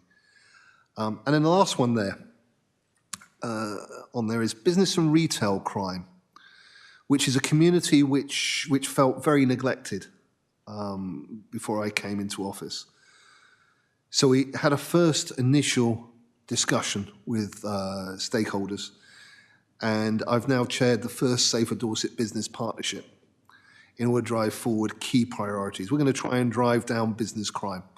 So broadly speaking, if you put that in two categories, it is around the shoplifting aspect and it is around the cybercrime aspect. And we have 4 themes that Safer Dorset Business Partnership is looking to address.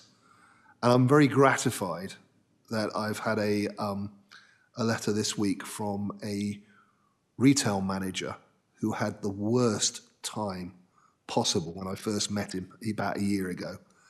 And he's seeing a difference. He's seeing an improvement.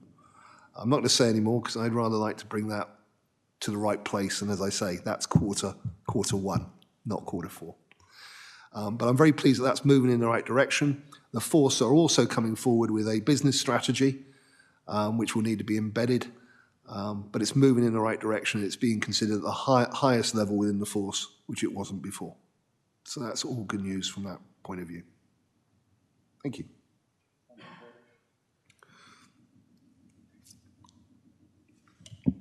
Thanks very much, David. Does anybody have any questions they'd like to ask on priority 5? No? Ian? Ian McVie.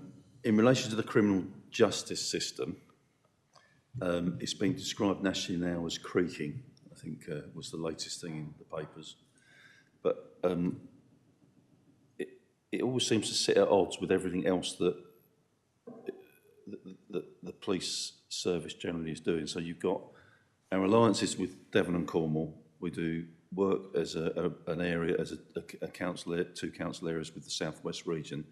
But then with the criminal justice system, we have to do it with Hants and Wiltshire, which just seems that it just seems crackers. I don't know if that's the right word. So the question is how are you as the PCC and with your PCC colleagues trying to bring some order to how criminal justice works across regions and areas? And secondly, in terms of the Criminal Justice Board for Dorset, how do you see that you're going to be able to bring together what are some described as creaking parts of the criminal justice system? It's a bit of a broad question, but there you go. Thank you, Ian. I love broad questions.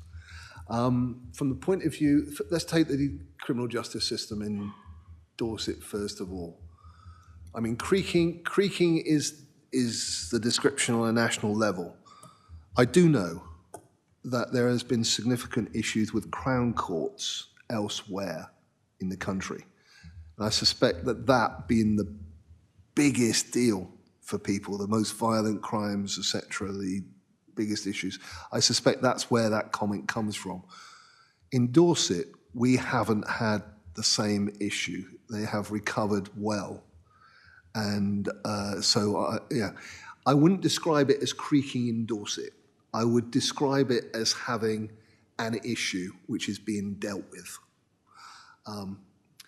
One of the biggest issues that you will probably understand is the issue around the need for much more intense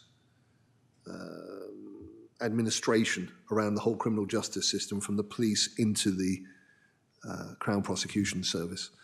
And as PCCs, we have been lobbying to have that looked at. This is the disclosure issue, in order to try and make that easier without losing the need for it to be absolutely rigorous. It is something which concerns PCCs because they see that as being an element of slowing down justice for people. And that is being lobbied for heavily, and I know it's gone up as far as the Attorney General, and they've had discussions about it. Regarding the overall systems and where they fit and why they're different, I can't really comment on that because that's a real chewy stuff. You'd have to dismantle the whole lot, and I can't see the criminal justice system going for that. What I can reassure the public of Dorset about is that the relationships which have been built, not just with the South West because you're absolutely right. We have the Strategic Alliance, we have the Southwest Collaboration Board, we have the Southwest Reducing Reoffending Board, we have the Dorset Criminal Justice Board, and we have how the Dorset Criminal Justice Board fits into the wider criminal justice system with Wiltshire and Hampshire. So yes, there is some complexity, but that's what we're here for. It's about building those relationships. We have very good relationships both with Wiltshire and Hampshire on the criminal justice system. I work obviously very well collaboratively with both of the PCCs, but also we've had 2 exemplary business managers who manage the whole thing for us in this area, which has allowed us to, for example, come together and do something like the Triforce RASO report and recommendations, which has improved the way that's looked at by all 3 forces. So creaking may be the whole thing. Issues, yes. But are we addressing them? Absolutely.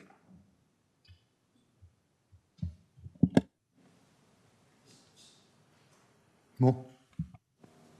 Oh, I'm back. I'm glad people can't see what's going on there. Obviously, your ability to influence locally is through being the chair of the Dorset Criminal Justice Board. So, from your perspective, as you sit today, what do you see as your strategic priorities as the chair of that board? Bearing in mind that it is a board that you have to agree and work together rather than be directive. So it's quite a tough challenge, that.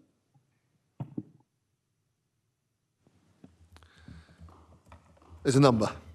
One is improving efficiency across the criminal justice system, which talks to the issue that I spoke to earlier about the need to make certain that it is as efficient as possible. That's one. Number 2, it is about making certain that victims and witnesses get the justice they deserve and see how that is working. So that talks to, for example, the RASO report that I spoke about earlier.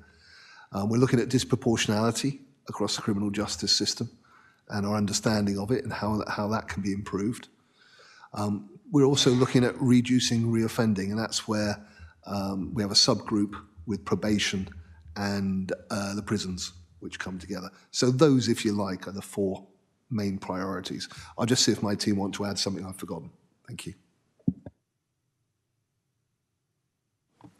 Nothing you've forgotten, Commissioner. I do have the benefit of having it in front of me if you'd like the exact wording, though. So promote confidence in the criminal justice system, provide quality supports to victims and witnesses, deliver an effective, efficient and high quality criminal justice system, and promote the rehabilitation of offenders and to support reoffending. So yeah, I think you got that pretty much spot on. Thanks, Adam. It's nice to know. Thank you very much. I mean, again, it's not, you know, it's easy for me to say this, but when you look at that criminal justice board, it might be something in the future that the PCP may want to look at in terms of scrutiny. But I think that's in the future, given what we've got in the forward work plan. What, like a joint effects board type thing? Sorry, it's an in-joke. It would be remiss of me and the panel, really. You talked about business crime and retail crime and the improvements you're doing there. How do you see the cost of living crisis, which is coming down the track, impacting on that work, that good work that you're doing?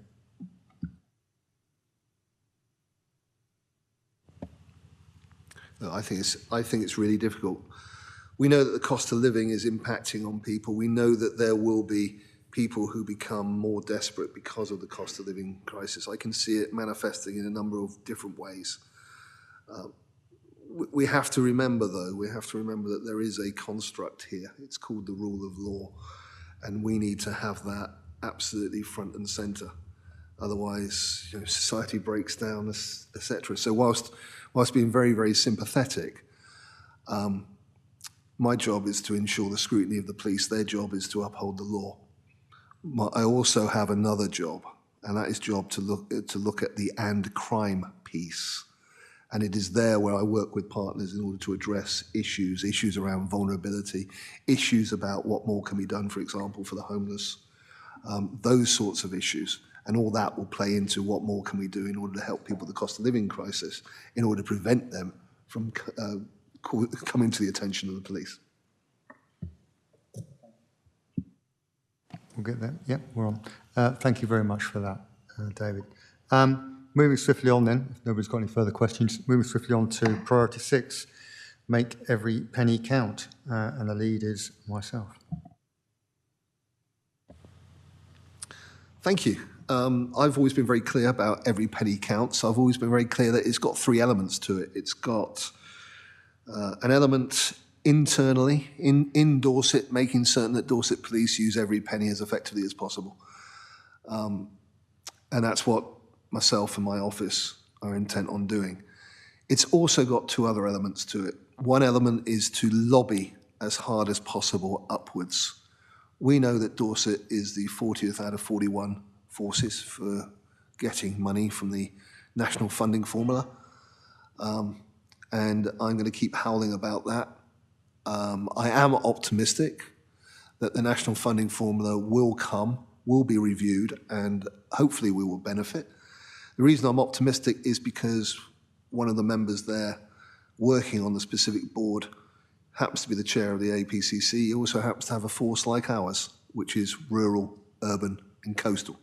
So completely understands the issues which we face here in Dorset. I'm also optimistic because I have lobbied the Home Office directly on the National Funding Formula. We had an hour's meeting. I lobbied hard on the issue of transient populations, the fact that we have a tourist thing here. People like coming to Dorset in the summer, but no funding comes with them. So I'm also optimistic that you know, amongst the measures that they will be looking at, they will be taking into account transient populations. That will take time to embed. It will take time to come through. It will take time for it to be sorted out between the forces. The third thing is the precept. I was very grateful that, firstly, in the survey, the people of Dorset said that they were happy for us to go forward with the precept amount. I'm also very grateful to this panel for agreeing unanimously, because those funds are being used now on the streets of Dorset. They're being used for the things we said they'd be used for. Things like addressing county lines, things like the rural crime team, things like moving forward with the oil tanker I talked about earlier, which is the visibility, connectivity and engagement piece, including the contact reporting. You'll see here that there's a piece, we've got £149,000 for solar panels planned for the Force Estate. I'm very keen that we are as sustainable as possible without compromising operational effectiveness. So I'm quite happy with that one. There's some, what looks at first sight quite boring stuff under efficiency, but I want to pick up on that. Pronto. Pronto is actually using the mobile phone that the police officers have to put their administration onto it. It's a project which has many facets, many modules. But I remember seeing 3 years ago, I remember going out in a van, answering 999 calls, 20 minutes there, 10 minutes for a call which was not a lot happened, 20 minutes back, and then 15 minutes each for the officers on desktop computers writing up what had happened. This gets away from that. So the fact that Pronto is here, and it's being developed, and it's starting to be rolled out, the fact that we have Niche, which is their recording system, their primary recording system, the fact that that's now being updated with something called Voyager, which gives a much closer interface. So it makes it easier for them to do their job on the go, where the police officers need to be, where the communities want them to be, which is out and about. They are able to do the stuff in an easier fashion. It's not quite there yet. That's where we're going, but it's starting. I'm really pleased to see that. Probably philosophy and cooperation is one that I wanted to talk about. There's a couple of things here. Firstly, the new policing vision. I'm very clear that there's a golden thread. The golden thread starts with the people of Dorset. It starts with what they want. They tell that to somebody. They then take those promises, turn them into a police and crime plan, which is what I did, give it to a chief constable. He then looks at that, takes cognizance of it, and comes up with his own operational vision. And we have a PCC, a police and crime plan, Dorset Public, in complete alignment with a chief constable who delivers three things. He's going to be tough on crime, put victims first, and keep people safe. So that alignment, that close alignment, is what is going to pay dividends going forward for us. I think there was a couple of other things I wanted to mention, a couple of other questions which had come up. Ask you for a view on the Home Office's attempt to revise the policing protocol, if you recall. The new draft protocol gives the Home Secretary the right to demand answers from chief constables, which really undermines your role somewhat. So the policing protocol is the document that sets out the relationship between the various bodies involved in policing. So it defines where PCCs, chief constables, and police and crime panels have their boundaries. The Home Office desired to provide a brighter line on the boundaries of operational independence and to better reflect the role of the Home Secretary. So this is a pretty complex matter. But there's a complete agreement. There is agreement with my fellow PCCs. And when I say fellow PCCs, I'm referring to every PCC in the country. This was also echoed by the National Police Chief Council. So the chief constables are in agreement with the PCCs. And we're very much in agreement that the Home Office, setting out this view, has overstepped the mark. I also should point out that we've looked at it in a very technical point of view. Also, legal advice has been taken. The two main points are these. We're concerned that there is no precedent in law for the Home Secretary or any other member of the National Policing Board to hold to account PCCs or chief constables. And that it would likely be ultra vires to seek to establish the National Policing Board as a legal entity with a regulatory function through the protocol, and to assign rights or powers to the NPB or additional powers to the Home Secretary that are not enshrined in existing law. You can't just do it. So, in summary, we've proposed a wording which is different. We believe the current wording would open up the Home Secretary to legal challenge, and we've objected in the strongest possible terms. Look, I'll be honest, I'm extremely uncomfortable about the precedent for a different reason. What we have currently is we have a system where we have a direct democratic link between the people and their police via the PCC. If you remove that and everything comes down from London, then the people no longer have that link. And I hold the force accountable for them. So to me, this overreaches. And that connection, that local connection, which means the people are connected to their police force and have the right to ask their police force to do what they need, needs to stay in place. Sorry, a bit passionate, got a bit about that, but I think that's really, really important.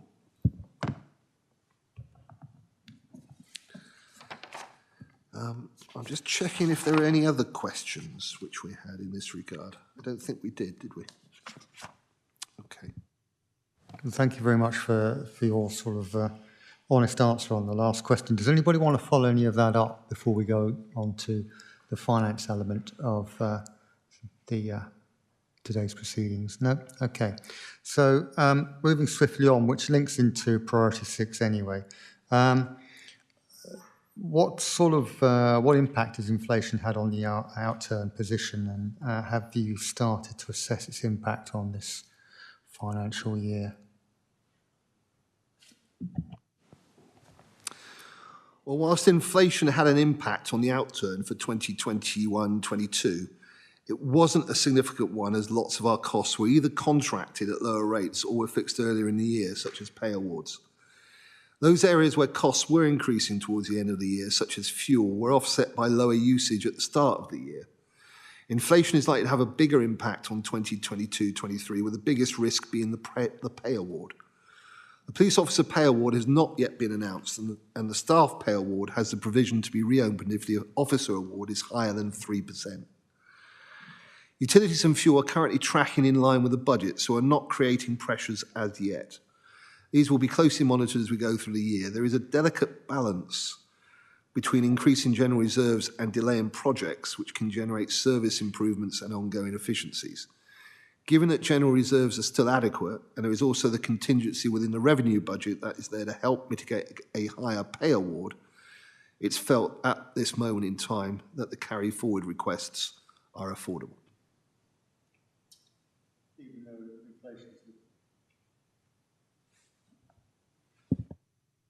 So even though inflation is looking at moving towards 11% in October, you're still confident that your outturn will be satisfactory?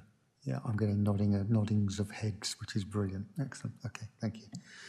Which sort of leads us on to, you were talking about the reserves just now. There was some sort of, what I thought as a layman, some discrepancy in the reserves, which would be useful for you to outline where those sort of areas could be.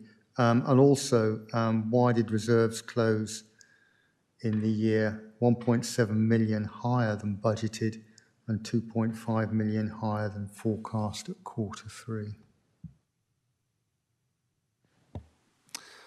Okay, there were 4 main areas where reserves were higher than forecast at the year end. These are primarily the revenue carry forwards of 1.5 million, carry forwards from the Transforming Forensics programme of 0.5 million, underspend on the Uplift grant, and contributions to the new OPCC reserve. The revenue carry forward requests are reviewed by the Resource Control Board, but must be finally signed off by the Police and Crime Commissioner myself. Significant carry forward requests include the balance of the Innovation Fund, process automation work, project to review our demand management process, training costs, and support to the Voyager implementation, and a project reviewing our customer engagement. So the primarily there, those amounts, what it's talking about is primarily those things around the oil tanker element of priority 2, around visibility and engagement, and also ensuring that we are in a good place from the point of view of having our data integrity going forward from the point of view of the Voyager implementation. The only carry forward from 2020-21, which still remains in the budget management reserve, is £186,000, which relates to a grant for ESN costs. There is a delay in the overall project, therefore the full carry forward was not required in 2021-22, and it will remain in the reserve until required as reported in Q3. So I hope that helps.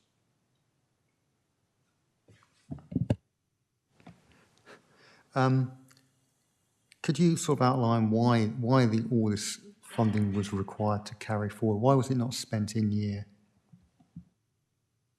I'm going to ask my Chief Financial Officer, Julie Strange, to talk to that.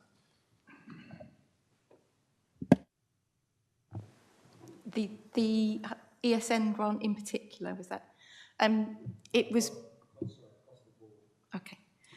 Generally, because of the pressures on staff, etc., through managing through the pandemic, we had to balance our reserves as our resources as we went through the year. So some of the programmes have been delayed, particularly things like the Voyager system coming online. That has been delayed. That's due to go live next month, I believe, or the month after, August. We're not quite in July yet. So there have been projects that have been delayed as we've gone through the year, and that's just why we've agreed to carry those forward so that they can now be completed. Thank you. So can you actually state what the annual underspend was before any redistribution of funds? Yeah, so it was the equivalent of the carry forwards, the £1.456 million. Thank you very much. And we note that the establishment of the new OPCC reserve from vacancy savings is featured, which is a new reserve. What is the OPCC doing in order to review the validity of these posts if they're still vacant? Thank you. Really good question. As it says, the posts were held vacant prior to the election last year in order for a thorough review by the incoming PCC. I was very clear that form follows function. And what was required was, first of all, we needed to have the police and crime plan embedded, agreed. Then we would be able to see what we needed. That happened in October. And since that time, we've been moving forward to recruit the roles that we need. Some roles have proven difficult to recruit, as we know that public sector pay has not kept pace with increases in the private sector. So we're having a bit of difficulty recruiting some of them, but there's a number of areas where we're also investigating alternative methods of delivery, such as complaint reviews. There's also other things coming down the tracks which we're looking at, such as the local drug partnership boards. Do we need extra personnel to help with that? And guidance there has only recently been issued. So it's been a work in progress which couldn't be started until after the police and crime plan was signed off. That has started. We're starting to fill those posts. As I say, it is slightly difficult because of the public sector pay, but we are getting there. Yeah, I suppose my sort of point really was, if these posts have been vacant for so long, are they actually required? Well, that's a question you should ask to the previous incumbent of this position, because he's the one who took the posts down. From my perspective, we have some big things to do here. Not being funny, it was necessary to change a lot of things, and we have some areas where we have deficits. We are not as good as we should be at getting bids out of government. Now, part of that could very well be that they still have the perception that we are a land of chocolate box villages and ice cream cones. We know we're not. I'm making that case as strongly as possible. But we will need to do some significant things around our young people, significant things around addiction and substance misuse, things which my office haven't done in the same way before. And so we're not only changing the culture, but we're having to create a new vision for my office as well as the force. And that's happening, and that's occurring. We've got a new policy officer who started recently. We've got a new press officer who started recently. We have a number of areas which we're upweighting now. But I didn't want to jump until I knew what we needed. Yeah, thank you very much for that. That's very clear and straightforward. And again, thank you for your honesty on that. At this time of the year, we always get the end of year figures, and every year the capital programme shows either has slipped or shows further slippage. This year we noticed that the vehicle fleet has particularly, funding has been carried over into this financial year. Has this delay in the vehicle replacement programme, has that put any pressure on your revenue budget to keep these vehicles on the road? So what we know is, as standard, vehicles are maintained in-house to a high standard. And so the impact on maintenance budgets is currently being closely monitored. So far, we've not shown an adverse effect. The question about the vehicles being ordered, look, we know that there is a global supply issue around components. that is causing extensive trouble for everybody who wants to buy a new car, not just the police force. It means the lead times are extensive. So a significant increase in orders wouldn't have solved the problem. What I can tell you, though, is that all the ones that were ordered have now been delivered, bar 20. And those 20 will be here by the end of the month. So it was a delay rather than a cancellation. It's not something that we are concerned about now that we can see the white of the car's eyes, so to speak. Thank you very much for that. And whilst you were talking about previous regimes and what have you, we did a deep dive on the vehicle replacement programme. Can you assure the panel that the policy that fell out of that is being adhered to? Yes, the vehicle replacement policy was put into place shortly after we had the conversation at the last panel, the last time the panel reviewed it, I should say, and has subsequently been refreshed as part of our normal governance processes. And you're happy? Happy with the policy, but obviously there's some supply issues. Thank you very much. Thank you, David. Has anybody got any questions from the finance element of it? So moving on to item 6, PCC annual report. You've got a copy of the report, the draft report in your briefing packs. If I could ask you to get any comments that you have on that report to Mark by the 6th of July, I will then tie something together with Mark and we will get a response back to you by the 8th of July. My only slight, I'm not in the country, but I will sort something out. We will try to get it to you as soon as possible. And we've had a chance to talk about it previously anyway, so you've got my immediate views on it. And I would say thank you for sending the complete document. Normally we just get a Word document, but to have the whole document complete with pictures and layout and what have you makes it so much easier from the panel's perspective to get a picture, so to speak, pun intended. So moving swiftly on, yes, we will, before we move swiftly on, if I could ask panel members that, to take a 5-minute break, and we'll be back here at 12:25. Thank you very much.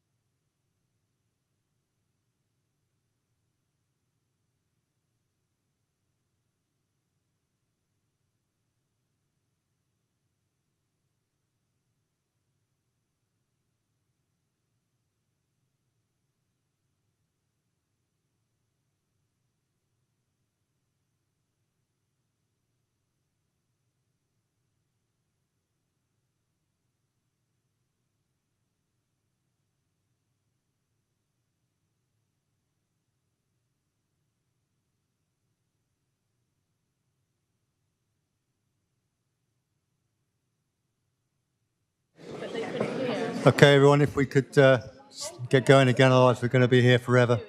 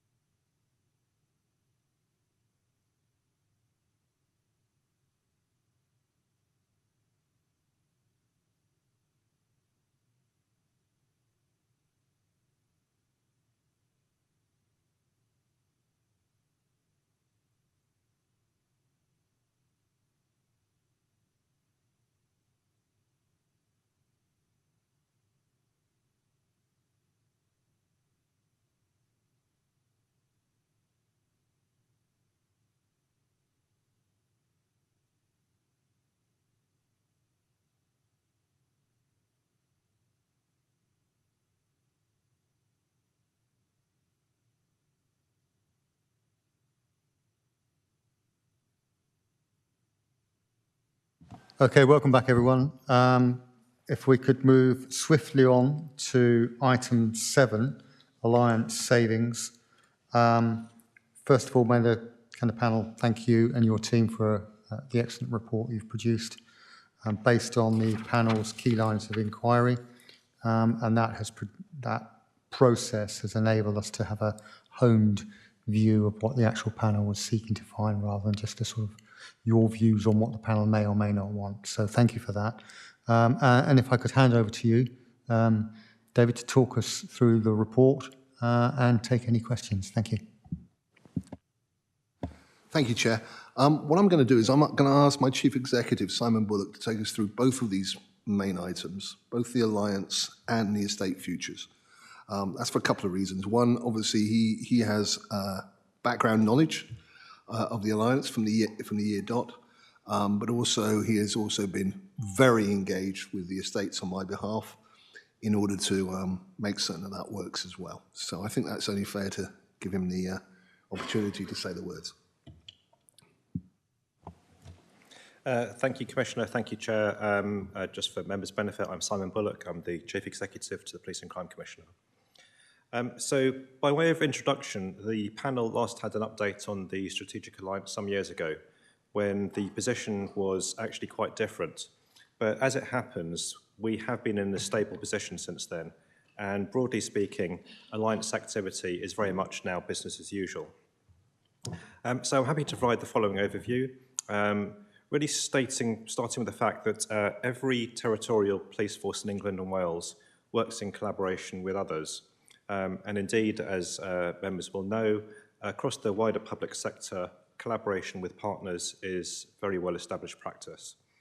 Collaboration done well can drive out financial savings, improve efficiency and effectiveness, reduce duplication, and thereby improving public service and outcomes.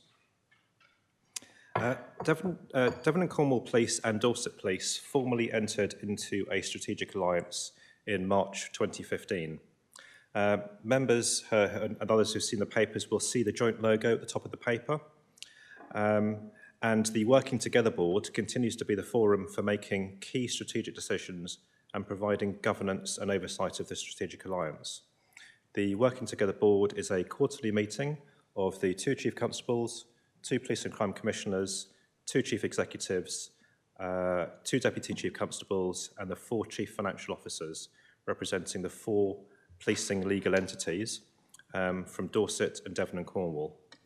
The board is jointly chaired on rotation by the Chief Constables, and the agenda is jointly set by the 2 Deputy Chief Constables and the 2 Chief Executives. Now, despite working in a very strong alliance, both the forces and the OPCCs remain very clear that local policing delivery will remain at the heart of everything we do. So Dorset police officers will police Dorset, Devon and Cornwall police officers will police Devon and Cornwall. That said, though, there are well over 20 business areas that are aligned today, covering both operational policing and enabling services, and that's set out in paragraph 4.1 in your packs. As I've mentioned, since late 2018, no further business areas have been aligned, and we've entered a steady state of working together, with the operations and the performance of the business areas being subject to the usual levels of scrutiny through the governance arrangements that I've already mentioned. As I've noted in the paper in section 5, the idea behind working together means that we continue to keep our existing collaboration under review, but should it be found that the outputs are not as desired, the Working Together Board is able to take reparative steps. Now, should for whatever reason those steps not prove fruitful or deliver the objectives that the four corporation souls are seeking, the maturity of the Dorset and Devon and Cornwall Alliance has allowed decisions to be taken to return to single force structures with relative ease.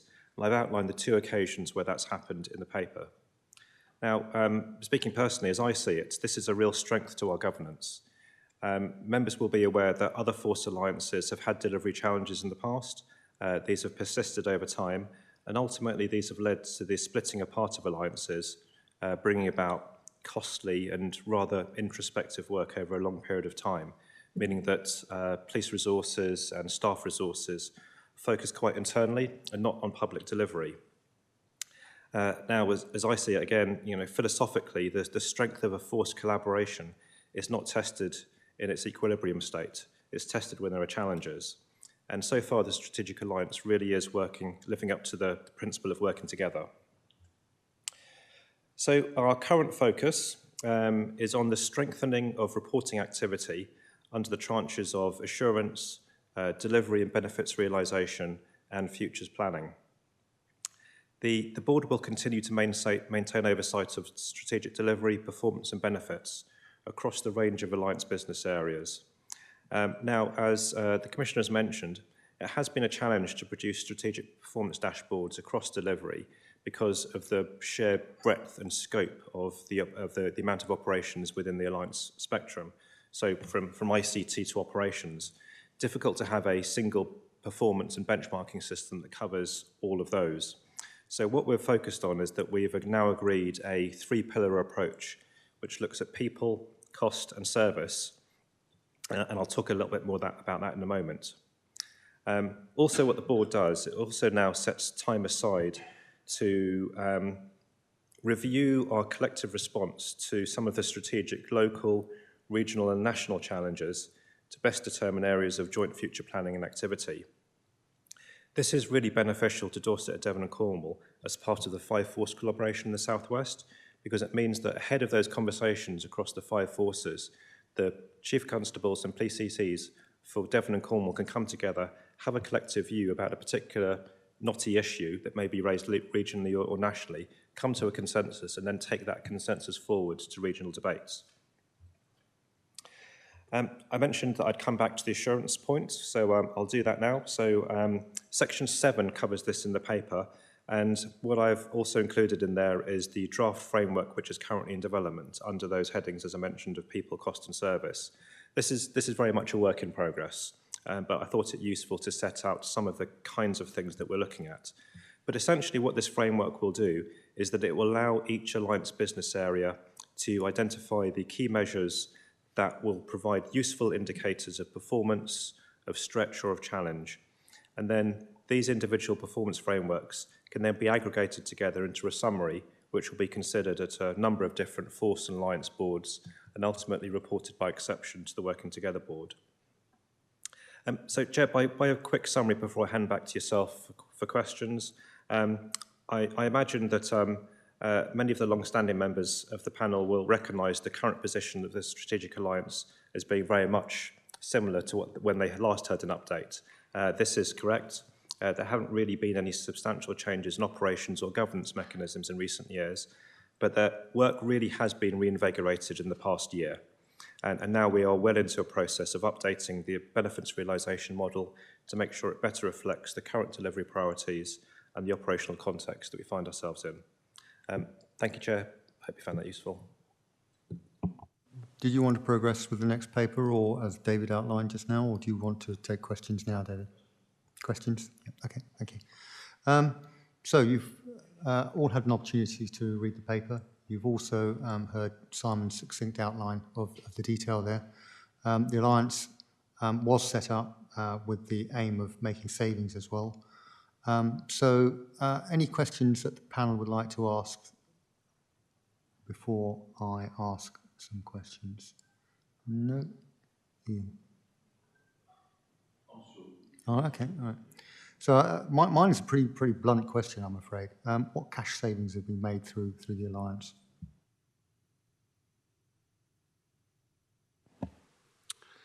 So I'm going to answer that. In the early days of the Strategic Alliance, the plan was to achieve savings of 3.2 million per year, moving to around 5 million per year by 2019, and then targeting 10.6 million by 2022-23. But these figures were set in 2016, assuming that there was a direction of travel the Strategic Alliance would continue. In other words, that further areas would continue to be aligned. So the bulk of those savings, targets set in 2016, were actually for things which have never been aligned.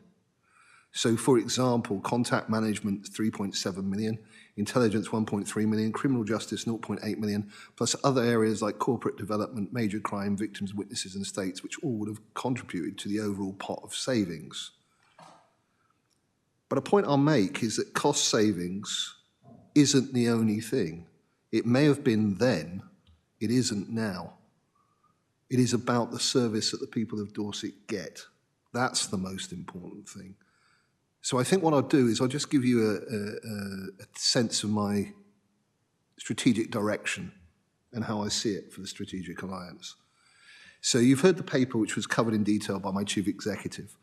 You know that I oversee this through the Working Together Board. And very clear, it's simple. What's working for the people of Dorset, we will keep. What isn't, we will look to see how we can improve it or how to change it. And it is as simple as that. After taking office, I made representation to the PCC for Devon and Cornwall about the issue of the fact that there was no performance metrics in place for the Strategic Alliance. I found that breathtaking. So now we're in the process of building a much more robust and granular framework that will allow us to the careful consideration of all aspects of the Alliance performance. I'm very content now. I've actually seen it beginning to operate, but I'm very content that we've got a direction of travel. We've got a course of action, and we can look forward to the production of a new outcome framework that better aligns with current delivery priorities and operational context. So when it comes to the cost savings, to wind back to where we were with that, absolute get it. And the cost savings which were predicted on the amount of things that we put together, putting it bluntly, was about £4 million. And that's where we are from the point of view of what we've been able to deliver, is that £4 million. Now, look, there's been much water under the bridge over the years. With the advent of Uplift, the opportunity to improve the level of service to the public, the impact of inflation, rising costs over time, the actual costs of Alliance departments in 2022 is higher than in 2016 when baselines were set, but that's not surprising. Consequently, it should not be expected that the previous delivered savings would still be observable for the reasons that I've stated. Those areas weren't aligned to achieve the £10.6 million. However, the current position is that in 2022-23, we will still save the £4 million through the Strategic Alliance. These relate to costs that were benchmarked in the original two-force operating model that have been removed through operating as an alliance and that we continue to save each year. For ease of reporting, these savings have been costed at the 2016 level to show that the Strategic Alliance continues to deliver the expected savings target in each year. The other benefits and efficiencies of the Strategic Alliance include the positive impact of joint working, standardised policies, significantly enhance resilience and the development of expertise. And we'll probably talk about some of those with some of the other questions. Thank you, David. And one assumes then that those savings are actually, they're not cash savings, they're actually ploughed back into the business. Yeah, thank you. For those that can't see, I'm getting serious nodding from David. Yeah, please, yeah. Sherry Justman and Hillforts and Upper Tarrants. So I understand what you said about the savings back from 2016. That was very clear. If it is still one of the objectives of the Alliance that it would continue to make some savings in addition to delivering better outcomes, if continued savings going forward is still one of the objectives, it would be probably more meaningful as a key indicator if we took the savings that we plan to make going forward, rather than rolling forward the 4 million, as it were, that sunk. Because what we as a panel would want to be looking at is, so those are the savings you made, that's excellent, we know that story. Now, the story going forward from here, what future savings are we planning to make, and how are we meeting those targets? That might have been what you said, but that wasn't what I heard. Does that make sense? It does make sense, and we're projected to make the £4 million saving annually. Does that help? Yes.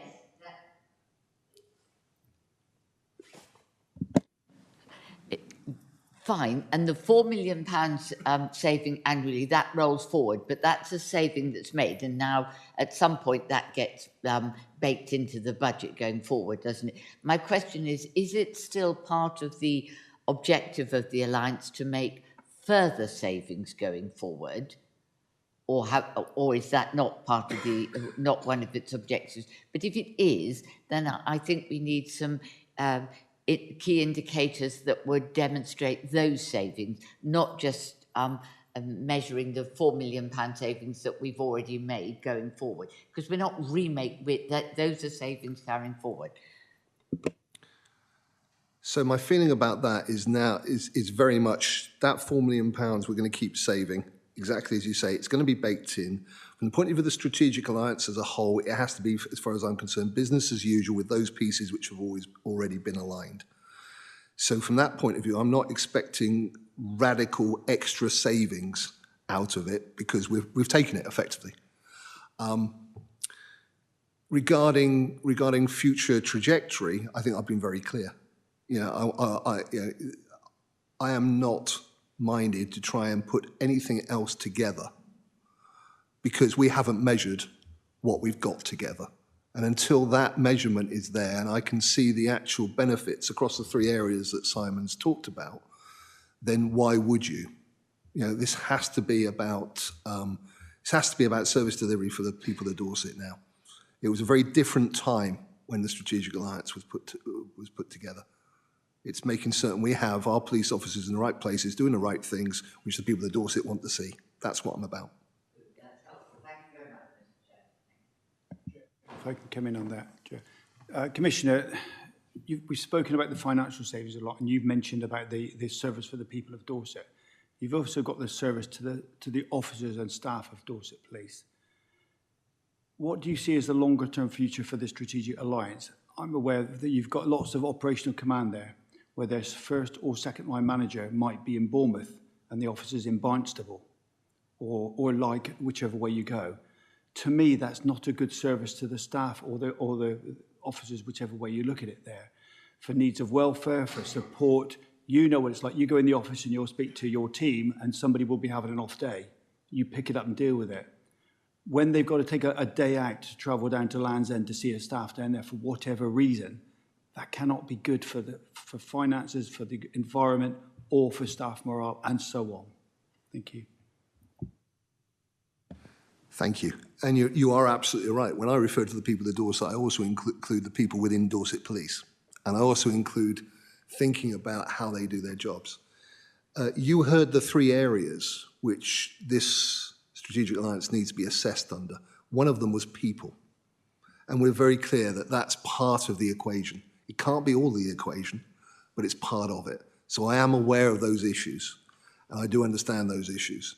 And we will see how this all transpires when we look at the performance metrics, which includes looking at the people. So that, you may have asked the question actually, because I don't think you know the answer at the moment. Has the Alliance delivered improvements for the public and public safety in Dorset? Or is that what you're intending to benchmark at some stage as part of your 3-pillar scrutiny panel? Thank you. So I can answer that in general terms, but I can't answer it in specific terms because, as I say, we need those performance metrics. But I would like to answer it in general terms around what it is meant to deliver and what we believe it is delivering. Does that make sense? Okay. So whilst policing is managed, delivered and accountable for locally, a significant portion of police demand across all forces is broadly the same. Alliance departments means that we have standardised procedures, policy systems and processes which only need to be developed and implemented once. So with HR being an alliance function, a range of economies can be made in the process of doing that. In the current month, for example, corporate policies on operational training, fitness training, police staff recruitment and selection and managing missing people have been implemented. So you can see that there is some efficiency there. Undertaking this type of thing as an alliance reduces duplication of effort, as alliance departments will have standardised procedures. Activities may only be done once, which benefits both forces. We can reduce operating costs through economies of scale, which allows for less resource to be taken away from the operational front line. We, in theory, can reduce supervisory costs, as separate teams are not undertaking the same activity in both forces. We can increase consistency. Standardising processes and working practices will better ensure adherence to set standards and reassure the public in the quality of the service. We can increase information sharing when both forces have a common operating platform, and that allows easier transmission of information and local knowledge. Furthermore, in addition to the benefits to having a single standardisation and operational model across both forces, we can also increase development opportunities. We can also increase flexibility to move assets. So all that is theoretically benefits to us. But there's a couple of things. One thing is I like to be able to see what exactly is being delivered against key outcomes. So we need those performance metrics and we need those measures in place in order to understand we actually are getting what we think we're getting. And there's something else here as well. I'd like to think broader. You know, is there things that we can pick up? Is there collaborations that we can do with our closest neighbour to the right of us? We always look to the left. Are there other things that we could do which would benefit the people of Dorset? So I'm very clear that the Strategic Alliance has delivered benefits. I'd like to see them quantified. I'd like to see the performance metrics, and I'd like to think broader as well. Does that make sense? Yep, thank you very much. Before we go on any more, I'm just going to hand over to Mark. Thanks, Chair, and apologies everyone for interrupting the flow of the item. Looks like we are going to exceed the 3 hours meeting length, which is set out in the Constitution. So I think, Chair, you just need to seek a proposer and seconder for extending beyond 3 hours. Yeah. And then a quick show of hands for support. Yeah, thank you, Chair. Thank you, Mark. So some really basic questions from me that fell out of the paper, really. Why is the Working Together Board chaired by a Chief Constable and not a PCC who actually employs the Chief Constable?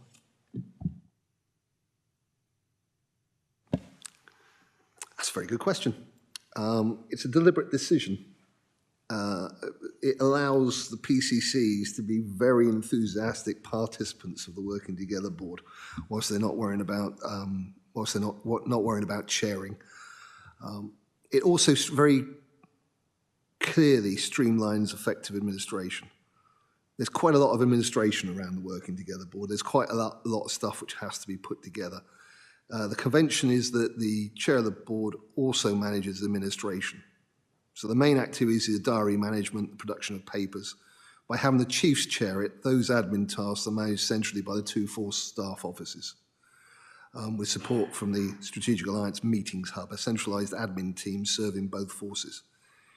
In terms of the agenda, though, setting for the board, in other words, a strategic task relating to the board, this is managed by the Deputy Chief Constables and the Chief Executives. So it's a true working together board, bringing together Dorset and Devon and Cornwall, and also the police and the OPCC.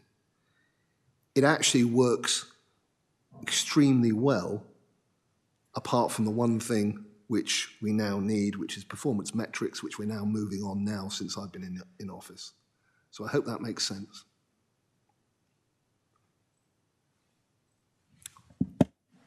Thank you very much. Anybody want to follow up on what? Ian? It's going back a bit to touching on what Sherry was saying, that as I understand it, where there's been difficulties with alliance work elsewhere in the country, it's because the savings that were recognised at the start and that were going to carry on, in this case £4 million, were actually incorrect, because, I'll do it by example, say the firearms team was 150 officers in year one, and that saved between the 2 forces 35 officers or whatever that's worth. That carried on, but then what wasn't taken into account was that each year the manager for that unit had got an increase in staff. So over 4 years, they'd actually gone back to the number that both forces had.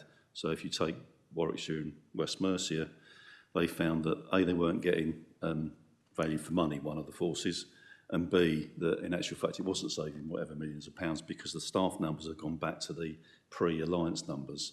Now I know that the Working Together Board is obviously, that's going to be one of its roles, but can you, I suppose, provide assurance and satisfaction that we're not in a position that I've just described as the taxpayers? We're not in the position that you described, Ian. I'm going to pass to Simon Bullock to give a little bit more detail on that. But no, we're not in a West Mercia, Warwickshire situation.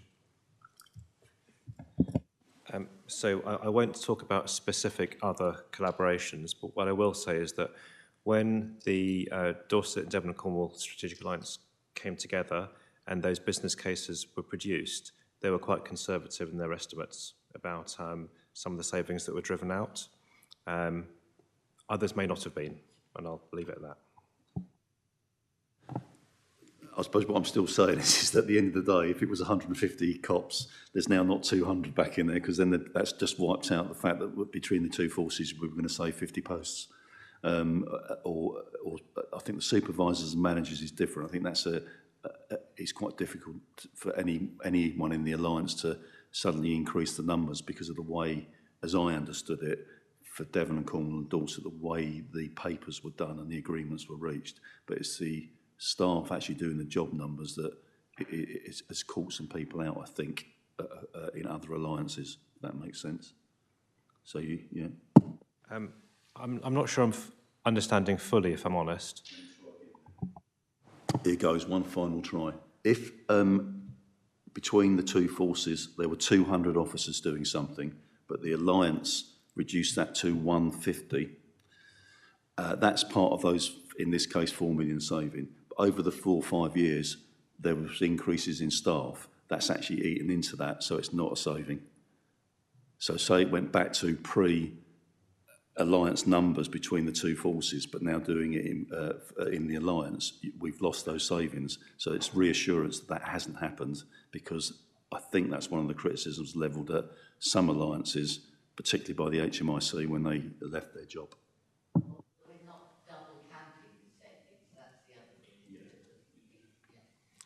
Yeah, so there's a distinction between baseline and current design. So baseline was benchmarked at 2016 through those business cases. 2016, 2017 depends on when the particular alliance business case went live. And that would have set out what the baseline establishment was at that particular level. So in that example, the reduction of the 200 to the 150. The new design, therefore, would be 150.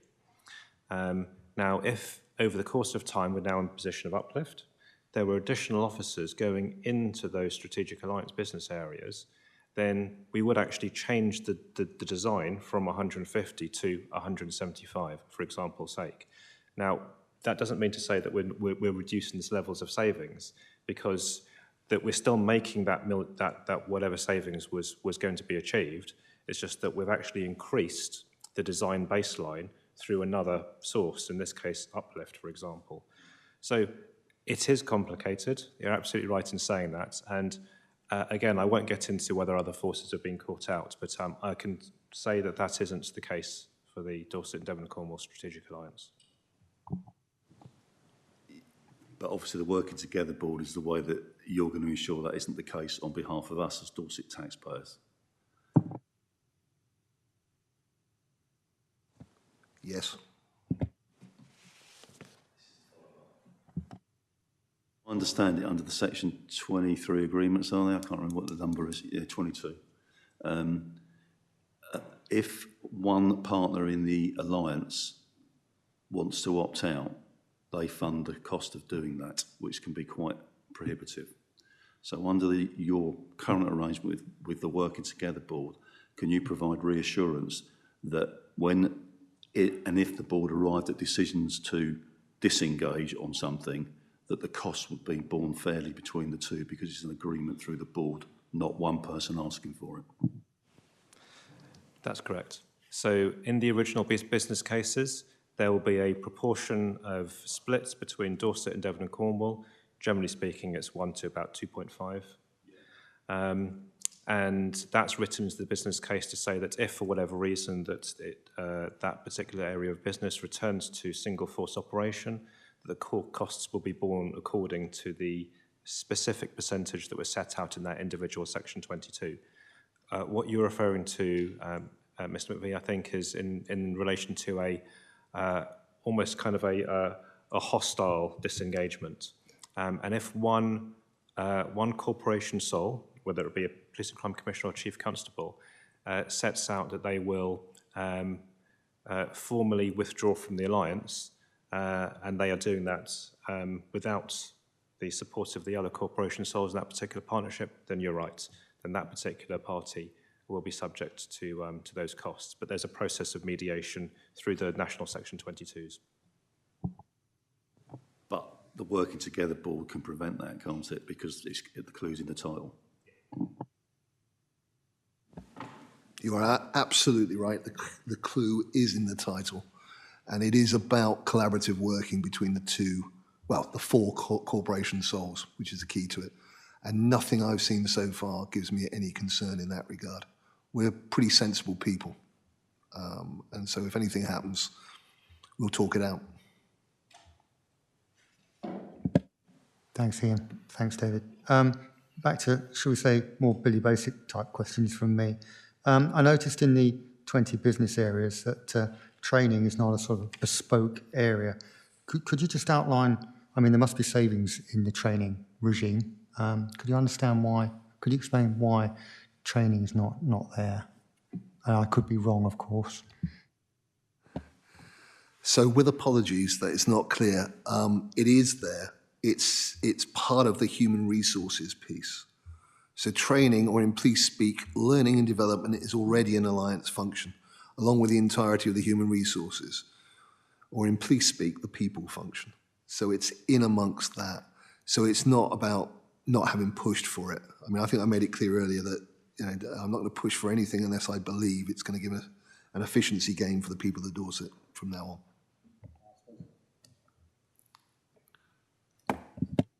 I was just looking at it from that there will be a training package, but there isn't, because it's all wrapped up into all the other business cases as well. So thank you for that. finally from me, which is probably a bit off-piste, I freely admit that, but there is a sort of hidden agenda really.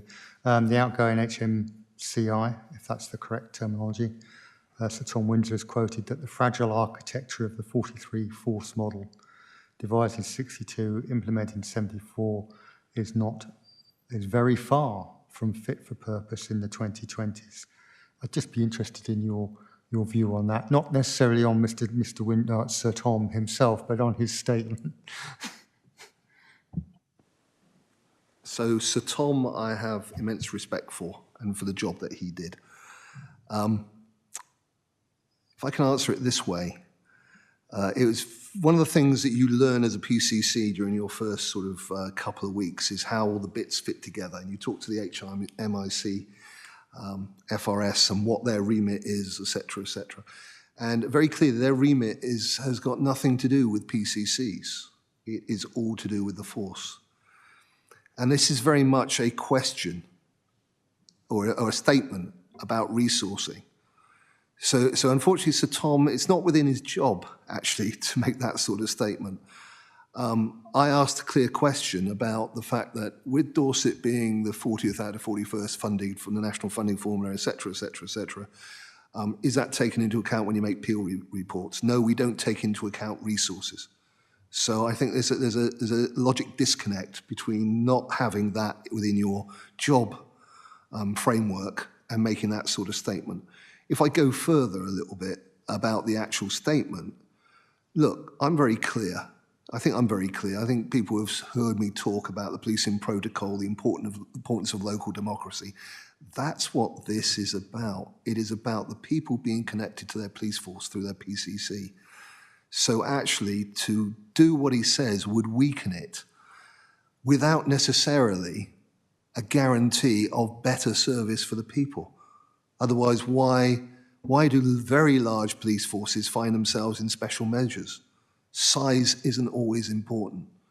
Culture, strategic fit, the link between the people through the PCC to the police force is as important as that.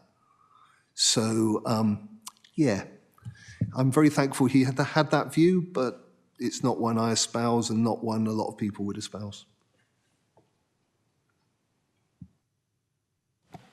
Thank you very much for that. Any further questions on item 7, which was about the strategic alliance? No, let's move swiftly on then to future estates strategy, which is obviously featured in the media quite a lot over the last 8 months or so. So, David. So let me give you a little bit of framework around it, and then I'm going to pass across to Simon Bullock, my Chief Executive, because he has been intimately involved in all the discussions about the police estates since we started this journey. Very clearly, during the first, I think it was during the first month, I was asked to sign off on a piece called the headquarters as part of the piece, the new headquarters as part of the police estate, and I made a couple of very clear comments. I said it is not about a headquarters. It is about a different philosophy. It is about an increase in connectiveness and engagement with the people of Dorset because that's what they want. So it is part of the process. It is not the whole thing. And I think it's very important that when people commentate on this, that they make certain they understand that it is about the whole thing and it is one part of it. And that was the point I made before I put pen to signature, was it had to be about the whole thing, and we've got plans to address that. And it's in that context that I'm going to hand over to Simon. Thank you, Commissioner. Thank you, Chair. Just in terms of my own opening remarks, I've been privileged enough to be involved in policing governance since the introduction of Police and Crime Commissioners, but it's only really in very recent times that we've been able to have meaningful conversations about making investments in our workforce, our equipment, and our estates to help deliver better services. We're all in policing very familiar with the concept of policing under pressure, and both the force and the OPCC leadership are quite proud to be now talking about the investment in our enabling services, like estates, not only for the importance in terms of finance, as we all know it's more cost effective and environmentally sustainable, to replace ageing and inefficient buildings than it is to keep patching them, but also about the positive impact this is having on our staff and on our communities. We are really mindful that improving in our estates will improve the working conditions of our staff, also help us attract and retain the best talent in what is an increasingly difficult and challenging jobs market, and better place our officers at the heart of communities they are serving, basically enhancing both visibility and connectivity. So in terms of the detail of the paper itself, as maybe members are familiar with, Police and Crime Commissioners as the legal entity own and are responsible for the police estate. So that is both the property and the land. However, in Dorset, we devolve the day-to-day management of our estates to the Dorset Police Estates team, which is under the direction and control of the Assistant Chief Officer. For those of you who are interested, the Land and Property Owned and Occupied Register is published on the OPCC website and lists all the locations and details of all the land and property owned by the Police and Crime Commissioner. The Estates Futures programme is essentially our estate strategy. It sets out our strategic intentions, our priorities, and the investments that we'll be undertaking to ensure that police estates are not just fit for purpose, but are reflective of the needs of a modern 21st century police force. The governance of this programme and the estates as a whole is through the Strategic Estates Programme Board, which is attended by myself, by the Chief Financial Officer, and the Director of Operations on behalf of the Police and Crime Commissioner. The capital and revenue boards that support the delivery of the programme are also attended by us, again on the Police and Crime Commissioner's behalf. I won't talk through the principles of the estates, but they're all set out in the paper for you, so providing full transparency on those. But broadly speaking, you can see that the focus is on, as the Police and Crime Commissioner has talked through, about visibility, about connectivity, about the need for investing in estates and the positive impact that will have, both internally and externally, and also about the principle of co-location with our public sector partners in order to minimise the costs of the wider public estate. The strategy itself also has very clear links to the vision of making Dorset the safest county and sets out a range of benefits to communities and staff that will help deliver that. So specifically, we will, by maximising community policing, multi-agency working and frontline deployment, we'll also improve service delivery by maximising technology and minimising the time needed to be spent by officers in stations, also by ensuring the right resources are available at the right place in the right time, by building a strong understanding of the diverse needs of rural, coastal and urban communities, by reaching and meaningfully engaging with more people, especially seldom heard groups, and by assuring estates are fit for purpose and are in the best locations for delivering policing services.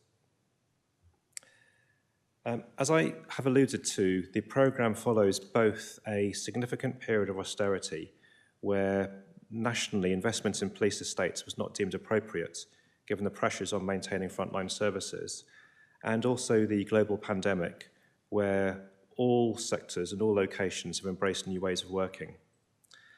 The programme itself has also been informed by the political and operational leadership changes that we've had in the last year, and firmly delivers on the shared ambitions of the Police and Crime Commissioner and Chief Constable to support the people of Dorset with a community footprint in every town and a cost-effective and sustainable police estate. The Section 5 of the paper provides an outline of the existing capital programme of estate works. Members will know that although police buildings have a variety of different users, many of these uses are very highly regulated and have quite strict operational and security requirements. So aside from those buildings that house more traditional corporate functions like administration, ICT, finance, HR, those kinds of things, Dorset Police also has a contact centre for housing our emergency call handling staff. We have telecoms masts, we have custody suites, we have an armoury and a firearms trains range, we have a multiple number of gyms and physical fitness training centres, we have a forensics hub, we have evidential property hubs, we have dog kennels, we have vehicle maintenance workshops. So quite a large variety of estates infrastructure. I've outlined a couple of the major programmes of capital works in the paper, the Ferndown Hub and the Learning and Development Units, which will take place in the future. I'm mindful, I suppose, that I'm going to sound like an estate agent here, but both buildings will benefit from a range of new facilities. These will cater to both police officers and staff, including things like smart working zones, as we transition away from the use of traditional discrete office spaces, as well as more flexible spaces for meetings. Ferndown itself, as the home of the new officer initial training, also has a range of classrooms, private study spaces, a new dining area, as well as gym and exercise facilities to support the new officers' personal safety training. The also mentioned that we are all about improving visibility and connectivity, and there's a couple of things that are also supporting that. The first is the Police Uplift Programme, and the second is the introduction of our 2 new local policing areas. So the Uplift Programme, as members will know, refers to the national recruitment of 20,000 additional officers by March 2023. And as mentioned, we are well on track with that, and officers attend the dedicated initial training campus in Ferndown. At the same time, in order to achieve better visibility in communities, at the beginning of 2021, local policing areas were introduced, aligned to the 2 council areas in Dorset, BCP Council and Dorset Council, to allow the force to better connect and be visible to its partners and to its communities. Clearly, estates are enabling factors in delivering both of those services through the use of the Ferndown Hub and through development and support of the local policing area stations in order to make sure that officers are in the right place at the right time. Now, just picking up a couple of examples of that in relation to local policing areas, a lot of that is about making sure that officers maximise their time out in communities and minimise the time spent in offices. So there are some technological improvements that have been made. There are also some really straightforward infrastructure changes around things like better lockers, better changing room provision, more flexible meeting spaces to allow officers to swiftly parade with their squad, be briefed, and then deploy. We've also got touchdown desks and spaces, allow officers to use not only their home base, but also different locations around the county to have flexible meetings. We've also got the introduction of smart vend facilities and mini markets to allow police officers to grab snacks and drinks on the go from headquarters, from local policing stations. We've also got well-being spaces which allow them to decompress after managing particularly difficult or traumatic incidents. And all of these principles around new ways of working are formalised in a new way of working approach, which has now been formalised into our policies and moved forward formally across the organisation. Moving on then, if I may, to connectivity. The Commissioner has passionately spoken about his and the Chief Constable's desire to make sure that there is meaningful engagement with communities right across the county. At the same time, it's important that this engagement be aligned to how communities wish to engage, whether online, via telephone, and in person. We need to be mindful of the change that's happened over the past couple of years, and we need to recognise that actually the footfall going into stations has significantly reduced nationwide, with members of the public frequenting other locations where we may better be able to engage with them. So we've undertaken a range of needs-based analysis and evidence-based analysis of both crime and contact information, and all of those have been pulled together and informed the choices we've made in our estates framework. So these have looked at things like improving the level of mobile engagement. So these are drop-ins, pop-up events, the use of mobile stations, to minimise the need for members of the public to travel to fixed police desks, and the benefits of things like having officers attend locations such as community hubs, youth clubs, church halls, supermarkets, libraries, shopping centres, essentially those places where the public already frequent.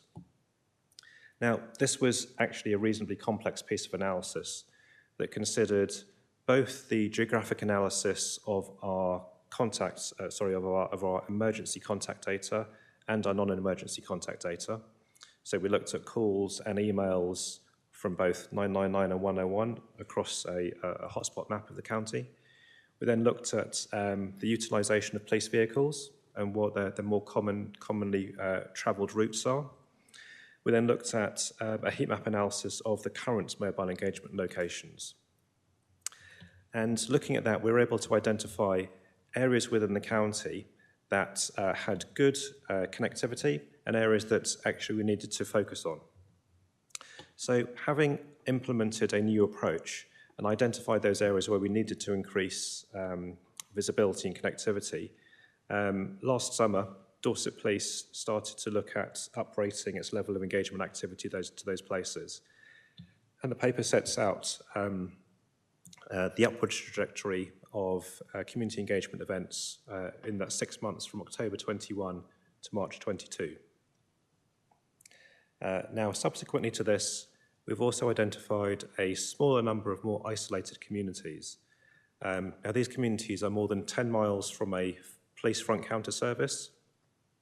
And so the opportunity was identified to say that actually these communities could be better served by a mobile facility. And hopefully members saw last Monday, I believe, that the launch of the Rural Engagement Van, which is primarily identified as a resource to do this.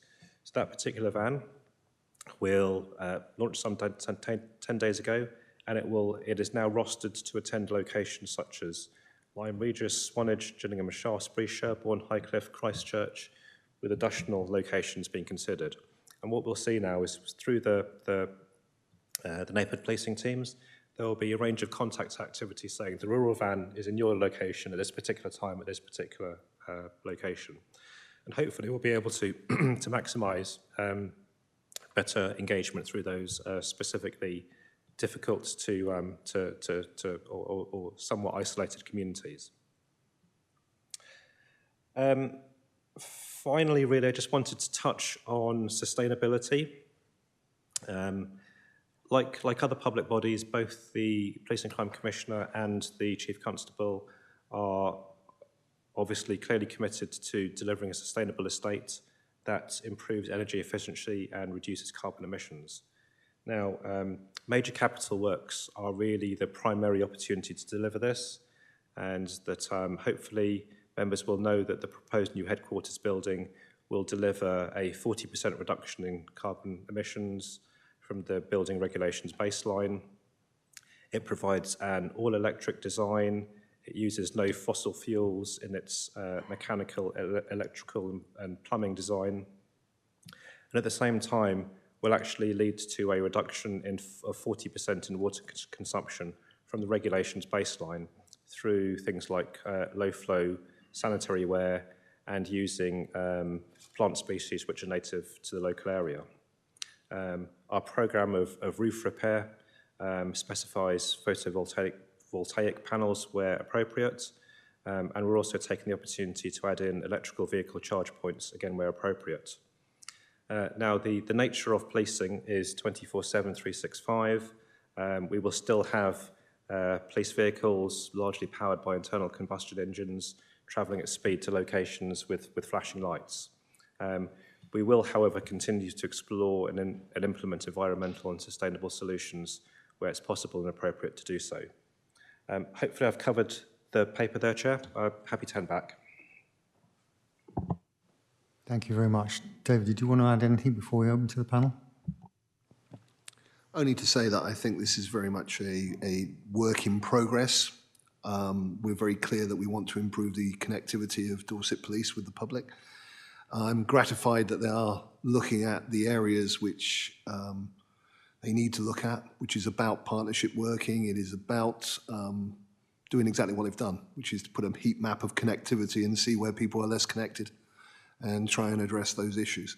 So I'm gratified that, that from the point of view of the estate strategy, we have a situation where it is not just about one big building in Winfrith. It is about the whole piece and how they connect across the whole piece. And that's what we need to do. Thank you very much. I'm sure there'll be some questions from the panel. Yes.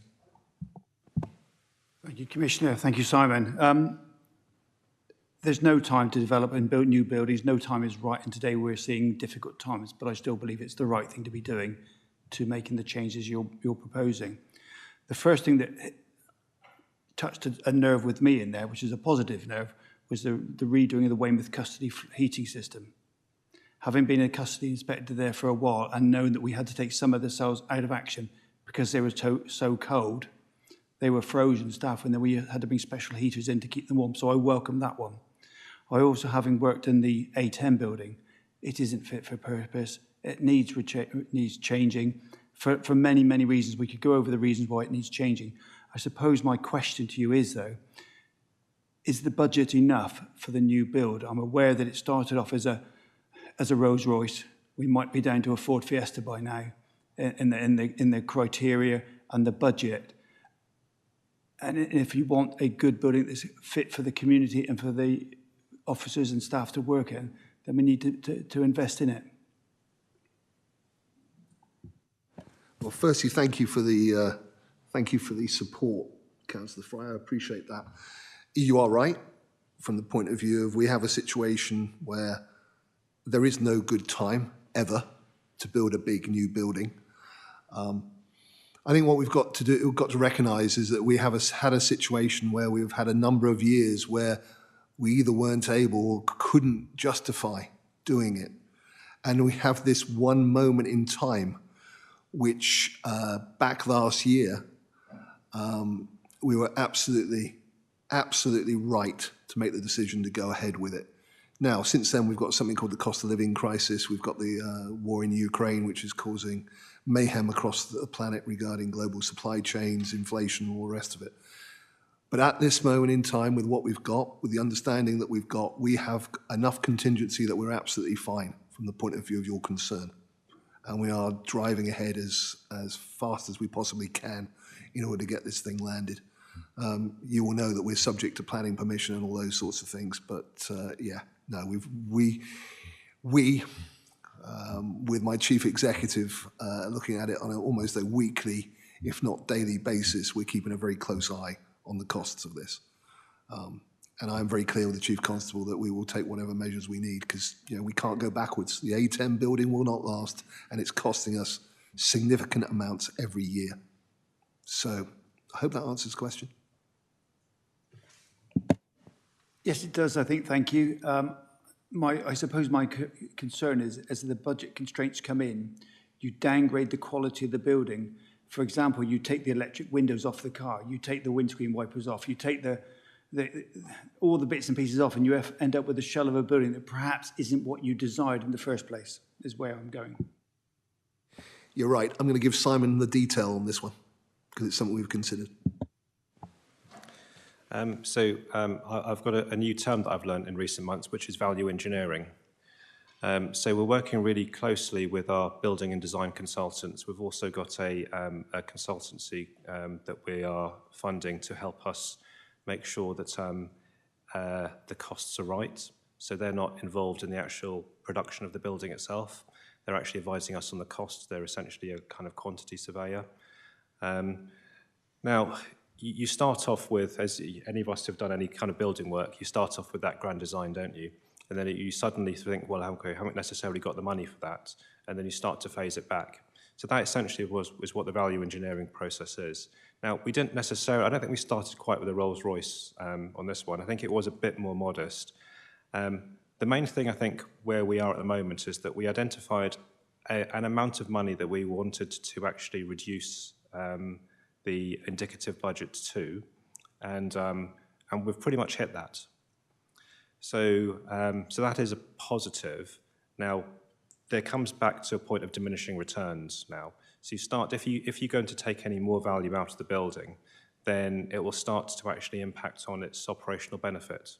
So we haven't reached that point, and we don't intend to reach that point. But this is the ongoing challenge with the cost of materials changing. But we are very mindful of that cost-benefit relationship and trying our best to make sure that we can still get a building that is absolutely fit for purpose and will move us forward, but at the right cost.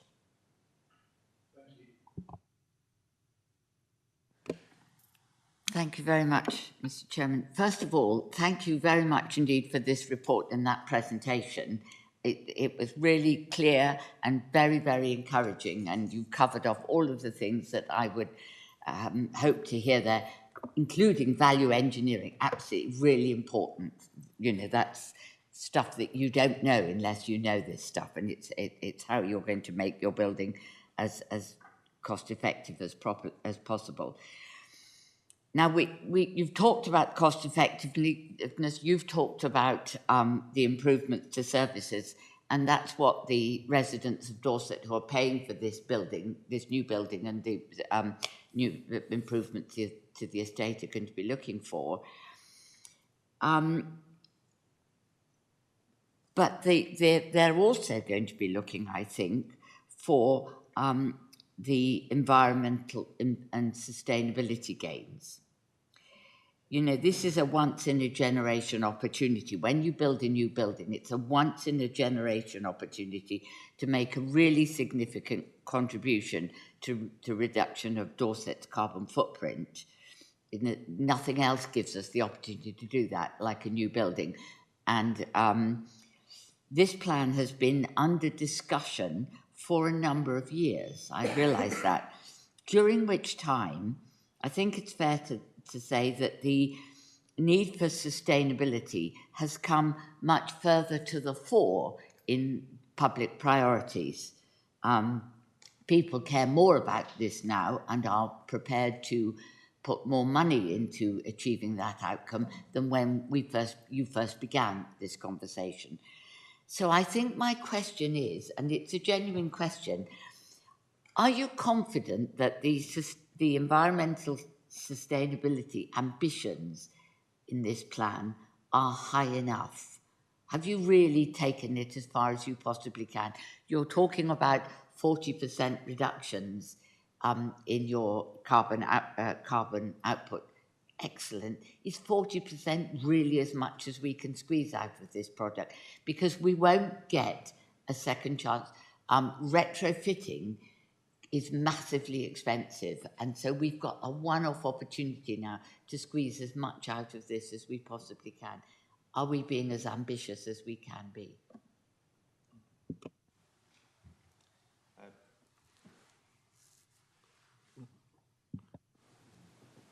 Thank you. It's a good question.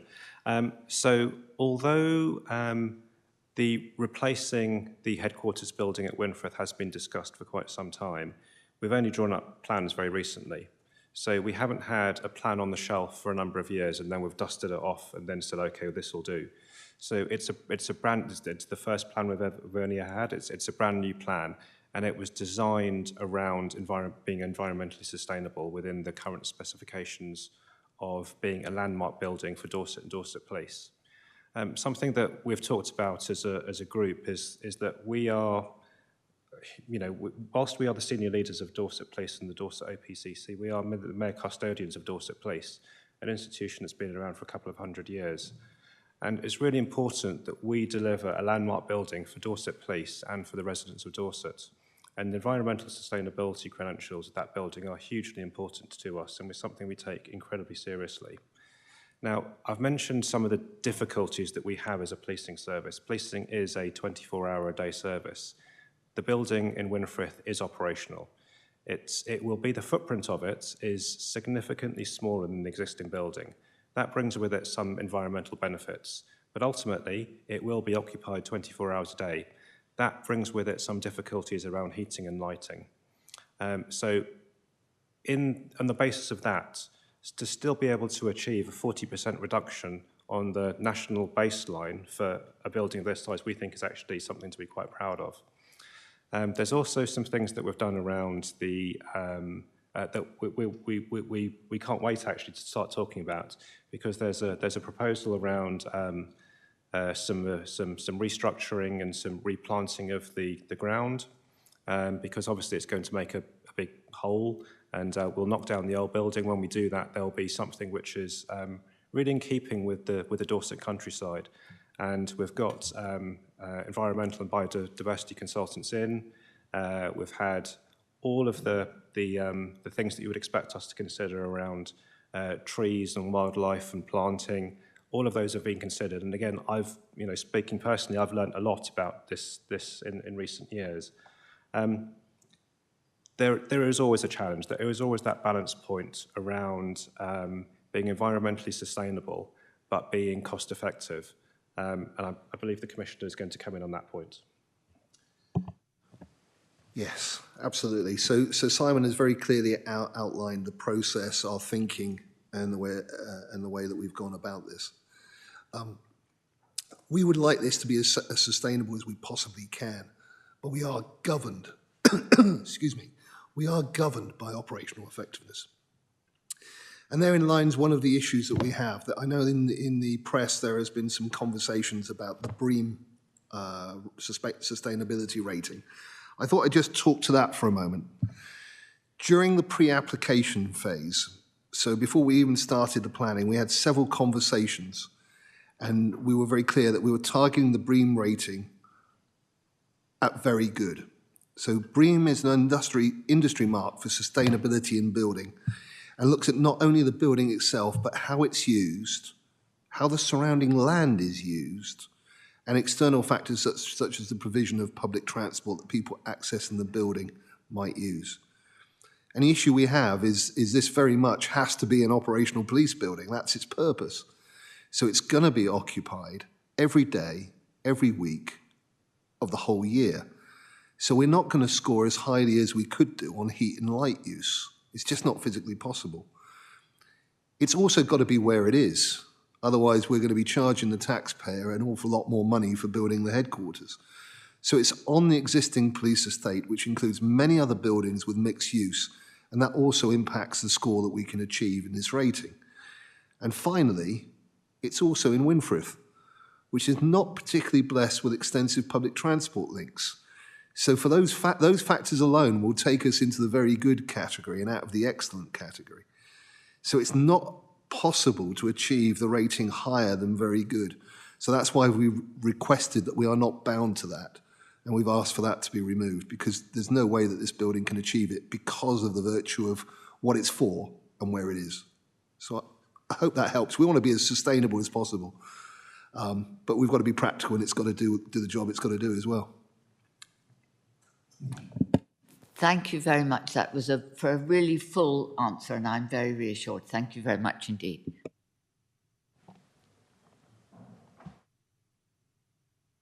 Yeah, thank you, Chair. First of all, I think I'm really pleased to see the strategy is focused around policing. I think any estate strategy focused around policing is brilliant. And so I feel almost like slightly facetious asking this, because my question is more around revenue generation. And in local government, we call it sweating our assets.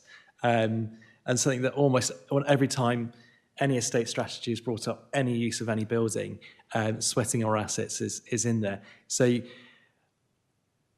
it's not particularly well mentioned in the report, but what are we doing to ensure that, looking at revenue generation schemes to ensure that we can make money to then plough back into our policing service?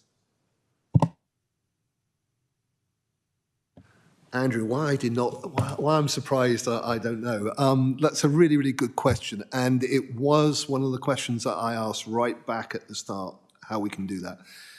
A Police and Crime Commissioner doesn't have the same power to sweat assets as a local authority does. Having said that, within the confines of what we can do, this is something which we're going to be taking forward. It's also something that my financial officer will be looking at in a different way going forward as well. No, it's all right. It's already on the agenda. There is some detail again of the thinking behind it, so I'm going to ask Simon to give you that detail. But the philosophy very clearly is, yes, we'd love to, absolutely, make as much money as we could, which we can plough back in to police activity to keep the people of Dorset safe. So thank you. Thank you, Commissioner. Thank you, Councillor. I think on sweating the assets, I think I'd say that the existing A10 building on the police headquarters is 60 years old. It's 30 years past its originally operationally designed lifespan. I'm pretty comfortable that we have sweated that asset pretty much into the ground. You know, I think if we go on any longer, it's going to fall over. So I'm pretty comfortable with that. But there is a real a good question here around potentially the elephant in the room, which is, well, should we be building a police headquarters at all?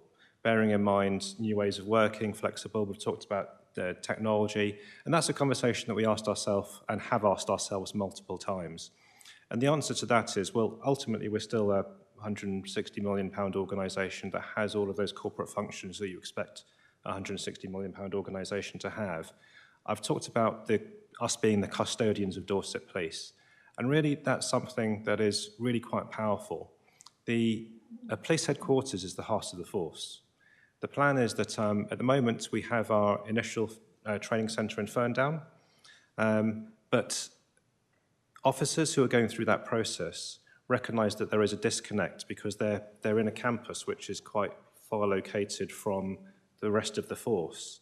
Those who work in headquarters do feel connected, but there's something about actually being the headquarters being the heart of the force. And actually what our overall long-term plan is to move the training campus into headquarters, to actually start to be able to better connect those officers with the communities they serve through interaction via Winfrith, and then to actually expand Winfrith out into those kind of a hub and spoke model into those communities.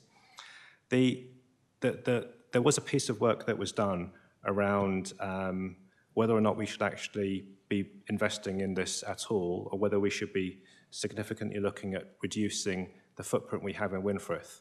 But ultimately, we still house a large number of corporate functions. They will require housing. The control room will need investment. We've got a range of functions that will still need housing within the corporate centre of Dorset Police. It is imperative that this is done, and it's not a decision that we've taken lightly. Hopefully that gives you some assurance. It's the same assurance I gave to the Commissioner when he asked the question in his first month. But that is a question that we ask ourselves pretty much all the time. If I may come in, I'm happy. I'm happy, and I understand the reasons behind it, and brilliant. I think my steer was more towards the police has a large estate. I mean, it's more than just the headquarters. I mean, there are other areas. I think what I liked was the fact that we mentioned the cooperation and the joint agreements with other emergency services and the one public sector estate. Also thinking about more commercially. I mean, it's very difficult, obviously, being a police station, but they're more than working with the private sector, ensuring that we're getting absolute value for money out of every single element of our land. Because I'm sure that, like Dorset Council, we own all sorts of bits and pieces across the whole of Dorset. We have bits of land, we have random buildings, some which are in better condition than others. So, yeah.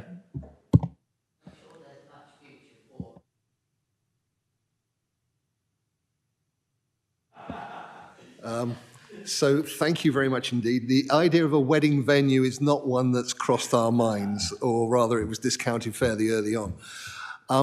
You're absolutely right, Andrew, and 50% of our assets are co-located with other partners.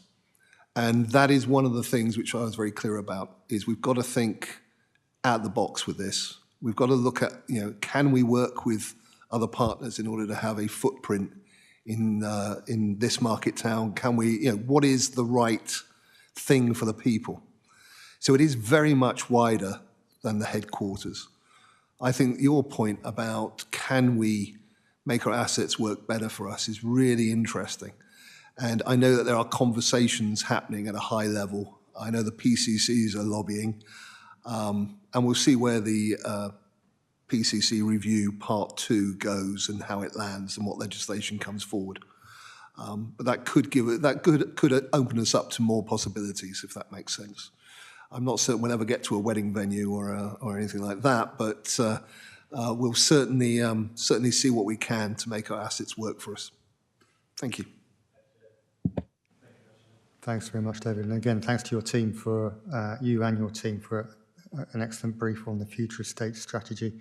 For those members of the public that sort of have hung on here to the last straw, so to speak, they will probably be thinking, how much is it going to cost? You've outlined earlier on that the actual cost detail is commercial in confidence. Panel gets that. I suppose from taxpayers' perspective, though, they'll want to know what will the Estates Futures programme have on subsequent precept rounds. Thank you, Chair. I can give a little bit of information around this without breaching the commercial sensitivity issue. I can give a time frame, for example, for how we see the decision-making working out. Assuming that we have a successful decision on the existing planning constraints on the 20th of July, we'll then be able to advise our contractor on the final specification and receive and consider a final quote from them during August. So if it all remains on track, the award of that contract and the breaking of ground we hope to do in September. So, we will be able to talk about costs at that time because we will be out of the woods with the commercial sensitivity. The build will complete in early 2024, at which point staff will decamp from the existing headquarters building and it will be demolished. And we will have that lovely garden, which Simon alluded to earlier, in order to basically, improve everybody's well-being, I think. So you asked about the impact on Precept specifically. The revenue implications of the Estates Future programme were factored into the medium-term financial plan reported to the panel in February 2022, primarily from 2024 to 25 onwards. It's one of a number of additional costs factored into the MTFP for future years.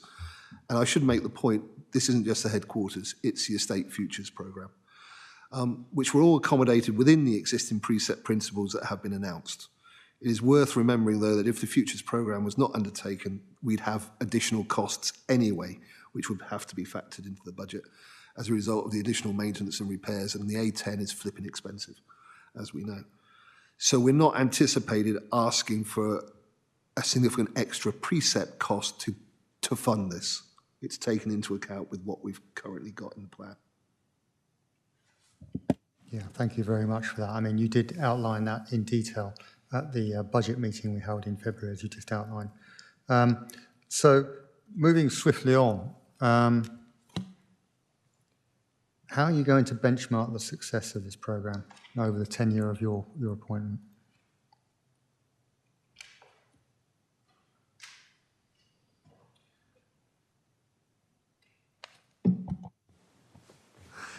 Again, I believe this is contained in the paper which was delivered, in particular the sections on visibility and connectivity, which set out how the strategy will enable Dorset Police to be more visible and engaged with the communities which it serves. In terms of benchmarking delivery and success, the Estates team have designed an initial success criteria framework that intersects with the police and crime plan priorities, with the force's purpose and priorities, and sets out 5 Estates principles, along with a range of metrics for each one, and how each one is SMART, so specific, measurable, achievable, realistic, and time-bound. By way of example, the first principle of the estate strategy is that we will keep people safe by ensuring that our buildings best enable officers, staff, and volunteers to do their jobs, and by better engaging with our communities. This intersects with 4 priorities of my plan. Priority 2, making the police more visible and connected. Priority 4, to fight rural crime.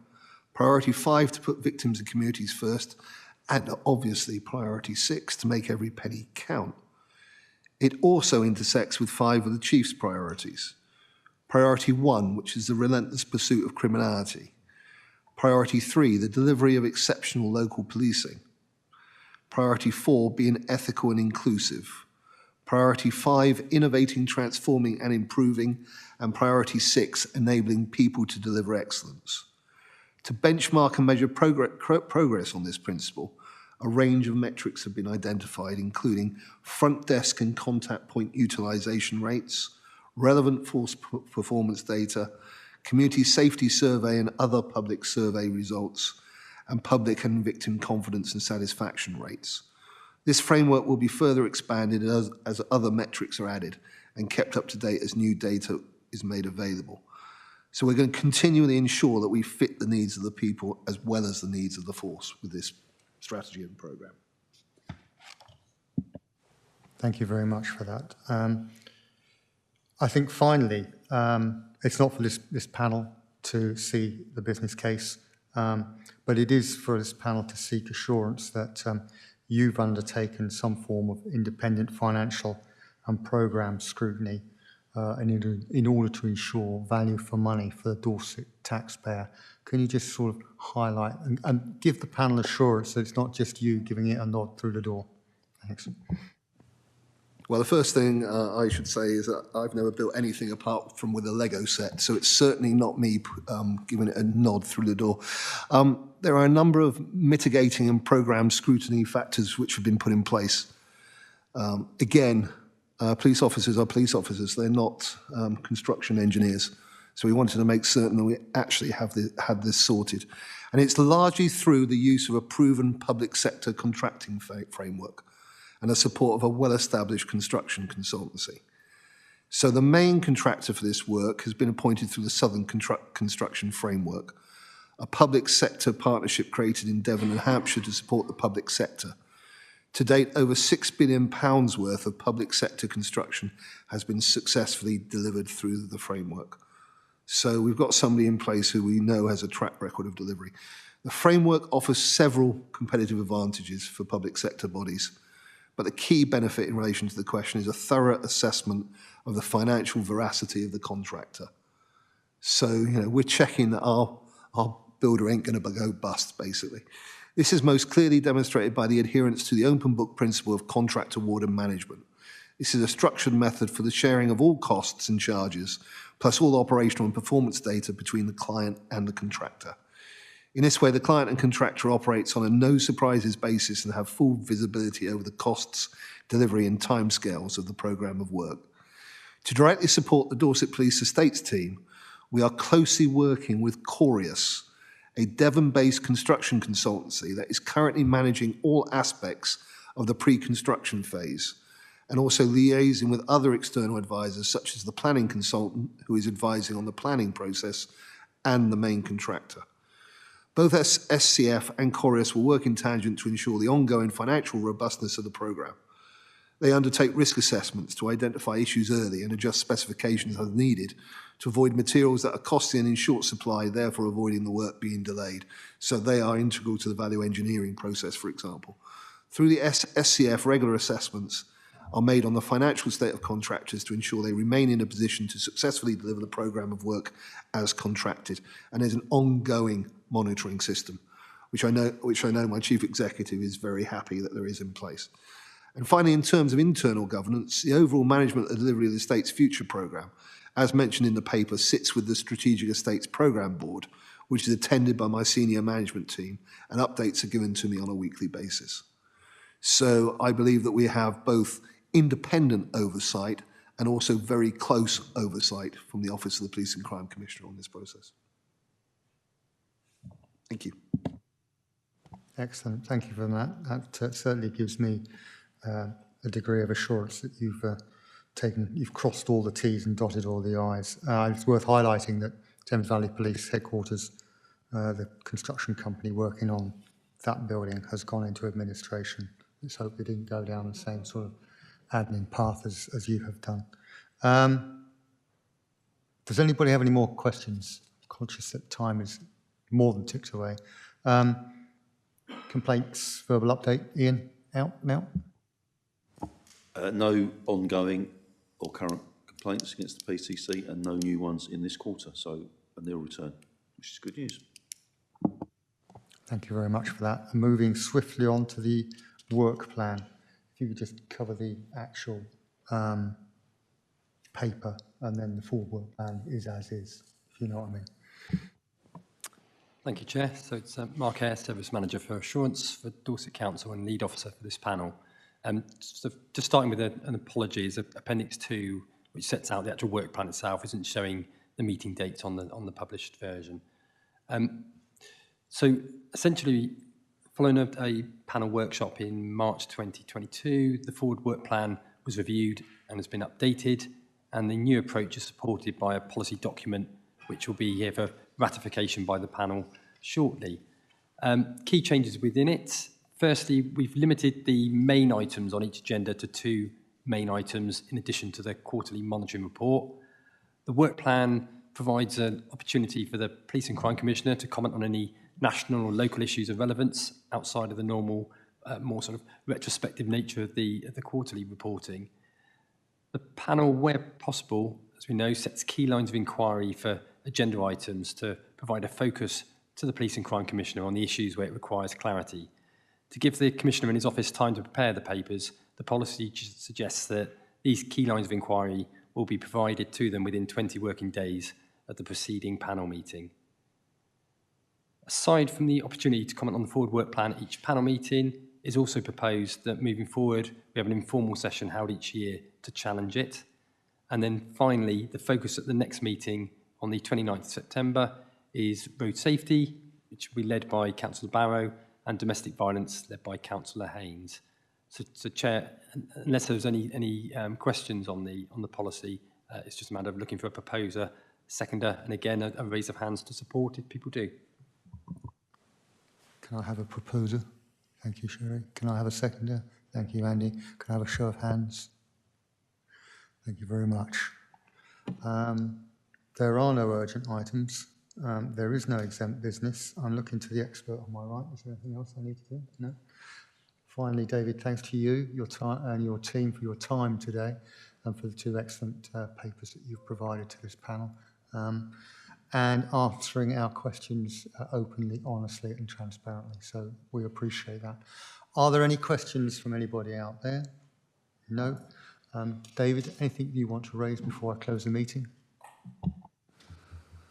Only to say thank you very much indeed, Chair and the panel, for their questions and the scrutiny which this place gives me. I think it's a very, very important aspect of the democratic process. You may have noticed I'm quite keen on the democratic process in some of the things that I've said today. And I just wanted to say a couple of things, actually. Excuse me. I'm just over a year in now with the point of view of term of office. We look at things very much on a quarterly basis in this area from the point of view of a quarterly report. But I just want to make a statement that I'm very pleased with the direction of travel from the point of view of where we're going. I've seen figures which you won't have seen yet regarding things like antisocial behaviour. I'm very clear that we have in place a much better enforcement philosophy around addressing drug dealers in Dorset. I'm clear that the investment has gone in the direction it needed to go from the point of view of both the uplift into our communities and also specifically the rural crime team. The oil tankers we're making progress with, but we need to do more work on things like the contact reporting. But the direction of travel is good. I'm very pleased with it. This shows the golden thread that you have when you have somebody who talks to the people, puts it into a plan, gets a chief who understands the plan, and then delivers an operational plan which fits. And that's the direction of travel that we've got going forward. So thanks very much, and thanks for the opportunity to say that. Thank you very much. I can now safely close this meeting, I understand. Thank you.